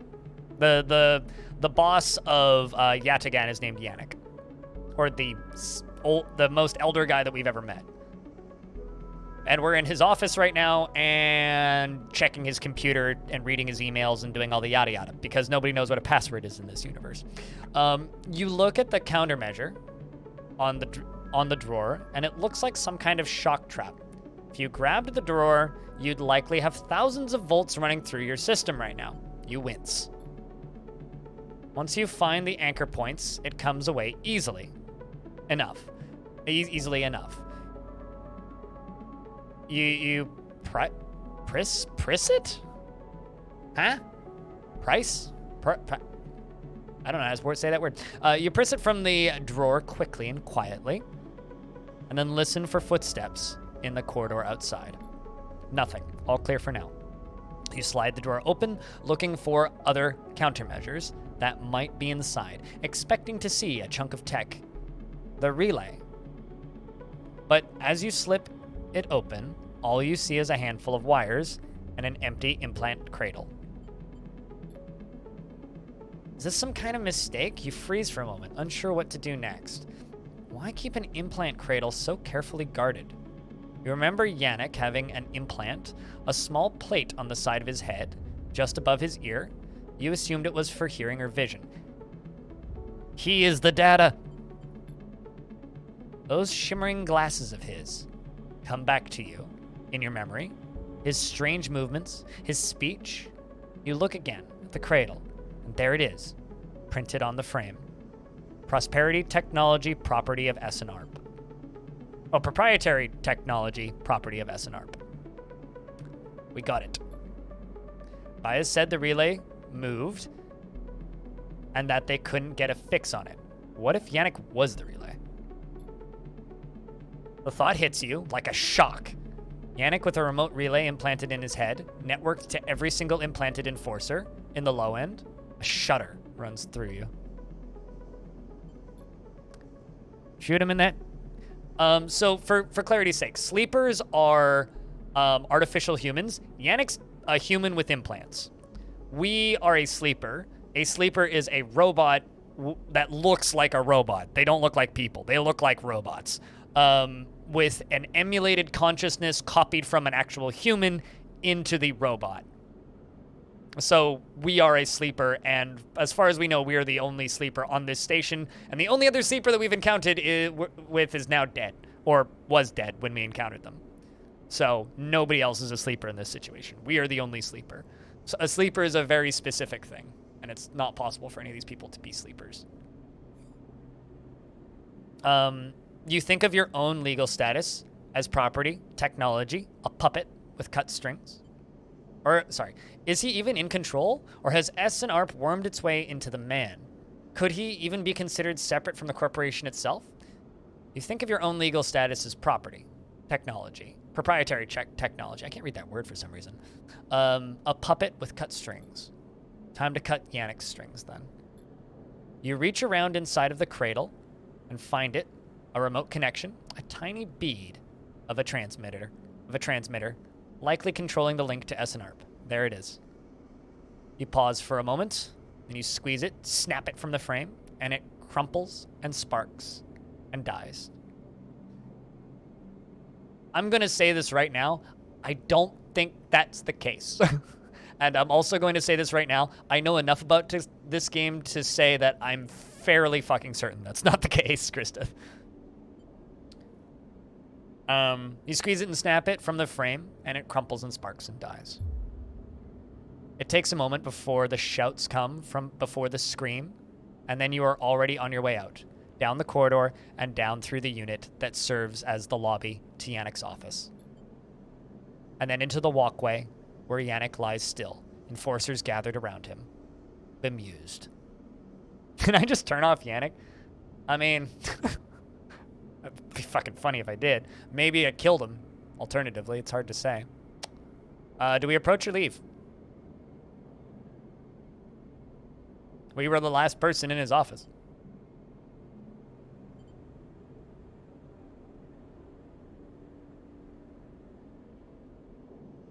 Leave? You wouldn't hang around?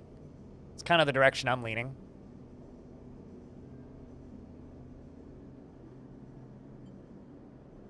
One for leave, one for approach. All right, chat, we got to break this. Pilot says approach. Pilot's drunk, though. Do we trust Pilot? Two. Okay, now it's tied. 2 for leave, 2 for approach. Any other thoughts, chat? Looks like we're approaching. All right. You push through the crowd, and there he is. Still. Crumpled. You arrange him.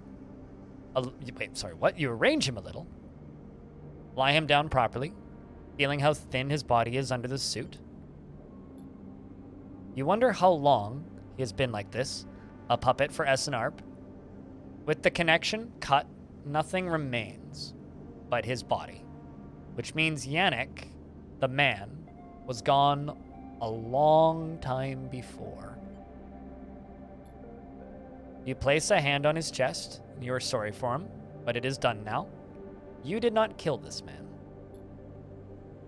You've seen enough. The connection is cut, and whatever Yannick was or had become is gone. Your anger is a hard core in your chest, and all of it is focused on SNARP. Dang it! I was hoping we'd get that this cycle. 4 cycles. Fuck. I have to go back here and check how many cycles we have left. Oh, we got plenty. We got lots of time. All right, well, I'm in shambles. Kind of pissed that I can't go work for the gangs anymore because they were feeding me. Could do block maintenance here, which gives us energy. Let's do that. If we fail it, I can just go buy food. Neutral outcome, so we just move that clock forward. All right. Let's go buy food.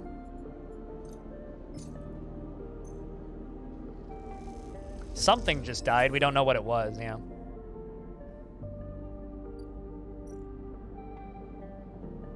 Let's end the cycle.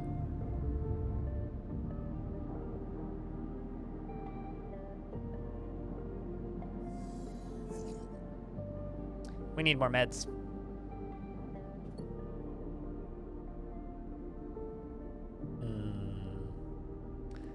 Decent enough dice rolls. I want to spend this 4.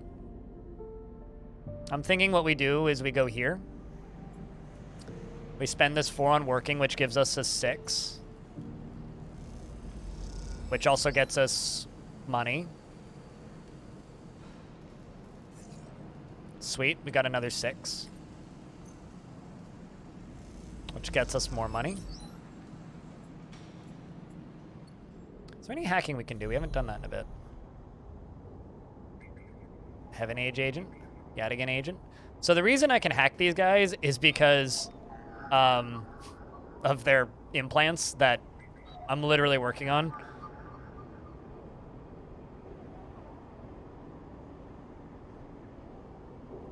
But is the narration trustworthy? So far it's been trustworthy. This is a guaranteed success dice roll. So let's go. Where was I going? Right here. We get to sell 2 of these, which make us money.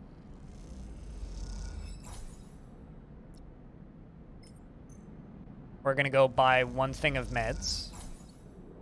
And then food. We have 155 money, which is good.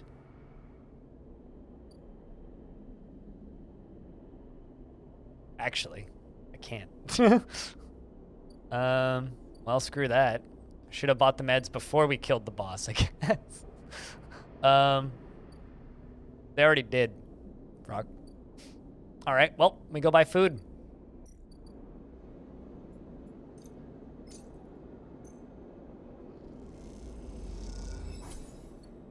It's okay, we do have plenty left, but... I mean, I didn't know we were about to go kill the boss, man. Come on. Not that we killed him. I didn't know that the game was gonna kill the boss, man, okay? I think it's because this save is bugged. Although I might actually have an upgrade available right now. But it's always said upgrades available, even, yeah, I have none. I think that's a bug. This game is not without its weird UI errors. Like, I haven't had any, like, sequence breaks or anything major. But I have had some minor bugs that have caused some annoyance. All right, well, what we're gonna do, we're gonna go this way.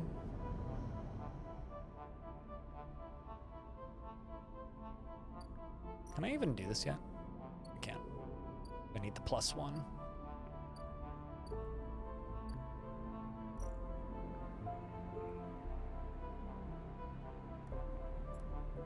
I think I'm gonna put, well, this is a safe one, so let's put the 3 in here.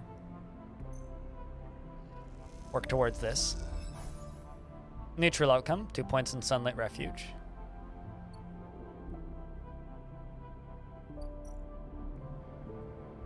Back across. We're fine for tonight, even without food. I'm gonna go back to the ship.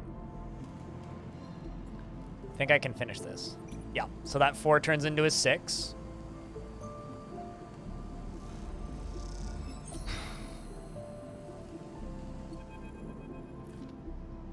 We're in the shipyard, working on the Sidereal Horizon, the colony ship.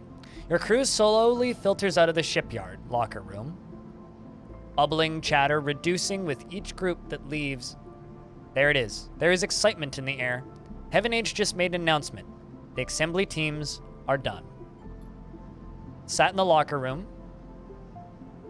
Sat on the locker room bench. You can feel the Sidereal out there.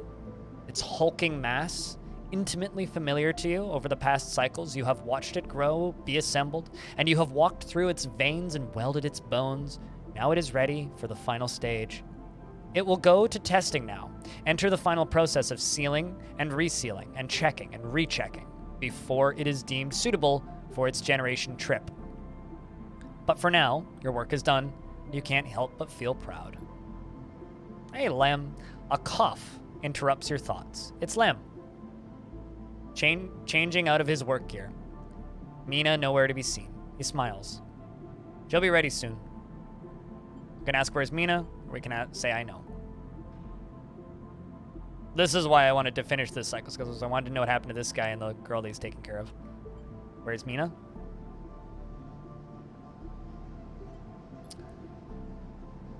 You two are fast friends, huh? She's being watched at home. Now I'm on the work team. I can afford a bit more help. He corrects himself. I was on the work team. I mean, we're all out of a job now. He quickly adds, not that I'm complaining. He comes to sit beside you on the bench. She's got to be in her best shape when she carries you, Mina and me, out of here. So confident? Question mark? I'm not so sure. What do you think? So TLDR, anybody who works on the ship, for those of you who missed it, anybody who works on the generation ship and gets onto the worker crew gets entered into a lottery to have the opportunity to be an employee on the ship to travel for its like 30 years on the ship to a new planet, basically. While everybody else is asleep, but you have to be awake, so you don't get to be a rich person and sleep through it. This guy wants to win a ticket to take him and Mina away. So confident? Lem smiles apologetically. Why not? I figure I'm due to a lucky turn by now. He rubs his hands nervously. No use in wondering what if, until the draw anyway. There's a few cycles till then.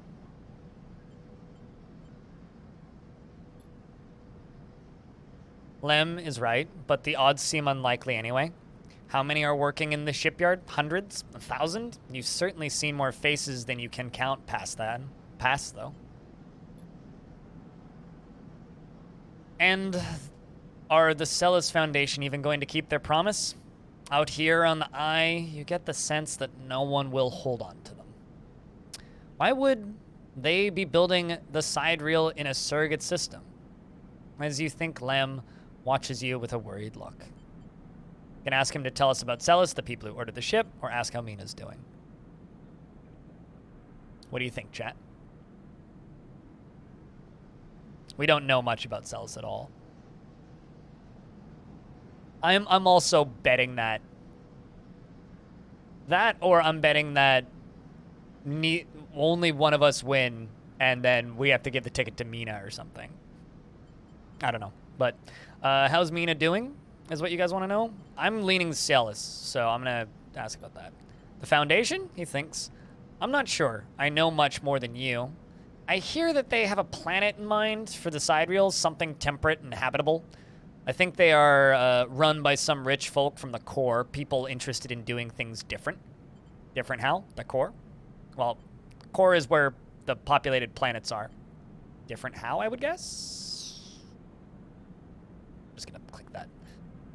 Lem looks into space. Well, I guess they don't like the way the core runs things. All these surrogate systems like this, one feeding resources into their silos.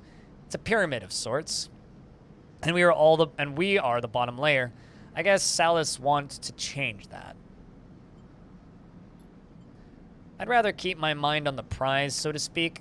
I don't much care what they are for or against, as long as they can help us get out of here. He sighs. You ever been in a thunderstorm sleeper? Like a real big one? I don't know if this character has, but I have. Chad, have you ever been in a real big thunderstorm?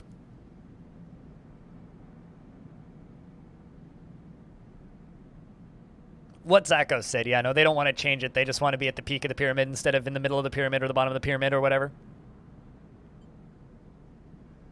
Chat's saying yes. Okay. Yes. Right then. You'll know. I mean, we did come from a world initially. So we were on our previous body before we went to sleep and became a sleeper was on a planet. So maybe there was thunderstorms there. I live in Florida. Florida man. Right then. You'll know. Lem smiles. The sound, the smell, the rain hammering down, the whole sky stretched out and bruised, roaring and huge. The place I was born, New Pembroke, the old dry rock in a Conway system, had 2 seasons. One of them was dry as bone, dusty and ugly. The other was one long storm, a side effect of the terraforming efforts, they said. You were in a vehicle that got struck by lightning? I was, story time for a second here.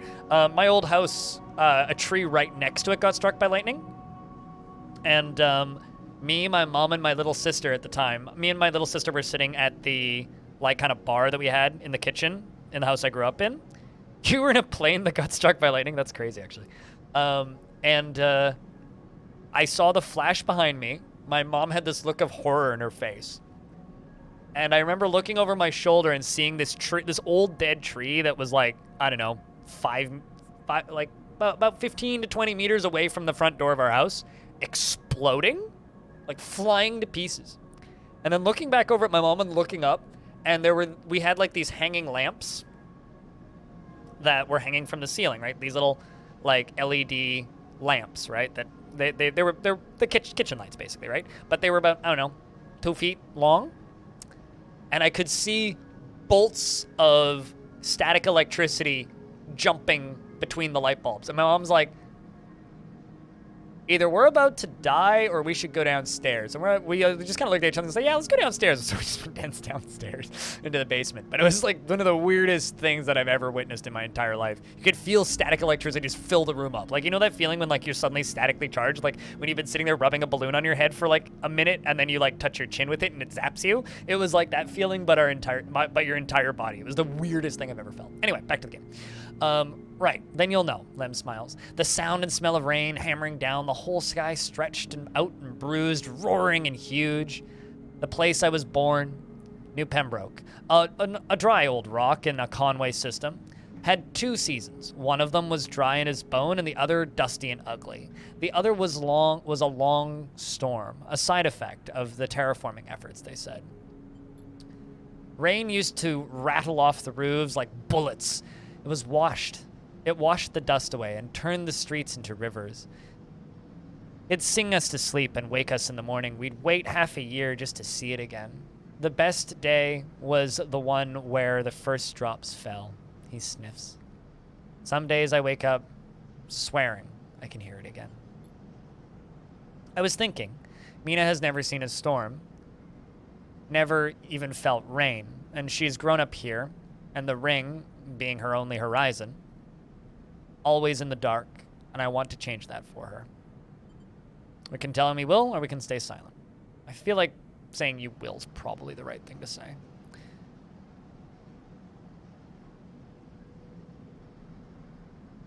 I don't know, I was a little kid.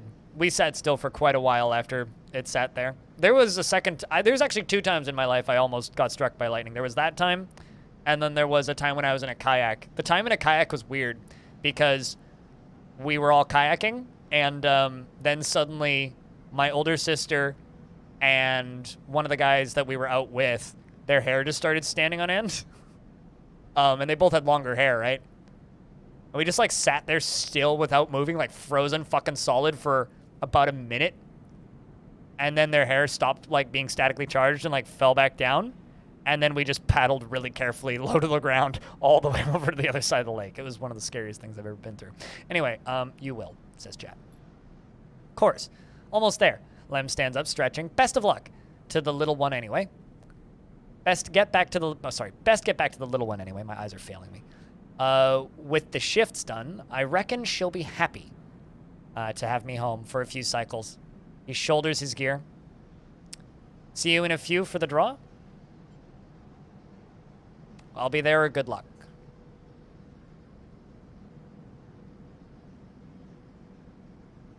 What do you think, chat?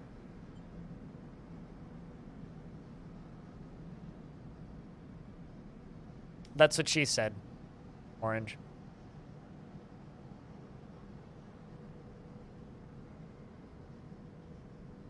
What do you think, chat? Good luck. I'll be there. Good luck. I'll be there. Good luck. Good luck. I don't need it. He grins. Lem leaves, making you the last person in the cavernous locker room. As you sit, you think about rain. Little hope creeps in. Is it possible? Could the sidereal really take you to a planet? A place with weather? With skies? With life? You get up quickly before you can think about it anymore. It's too soon to hope, too dangerous. There's work to be done. That is true. All right, so we got time left on that.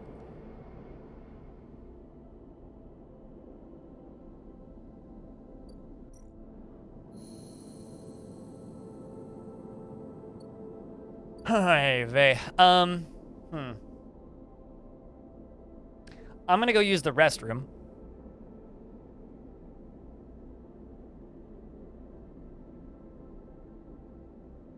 And then we'll continue. If anybody pops in, just be like, streamer peeing. Back momentarily. It's fucking fantastic, is it not? Metal Head Fusion? Jesus Christ. Anyway, back in a sec.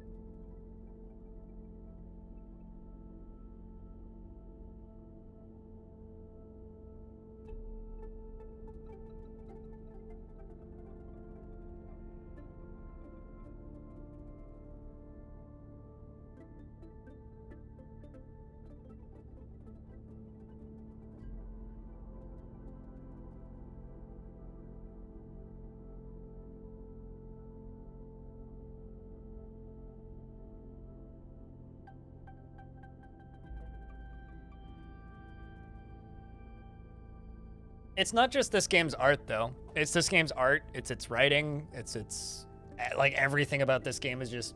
Mwah. The thing about this game that I think is absolutely incredible, though, is it's an improvement in almost every. Like, I wish that I was better at writing. And the reason I say that I wish I was better at writing is I really wish that I could put together like a 45-minute long critique of the first game and this one. Because this game improves on their first game in almost every aspect. It's like their first game is In Other Waters, right? The problem with the writing is just as good in Other Waters, but it's completely linear. There's like No, like there's some multiple choice stuff, but it's like it doesn't ever feel like the game's giving you a choice. It feels like you say the thing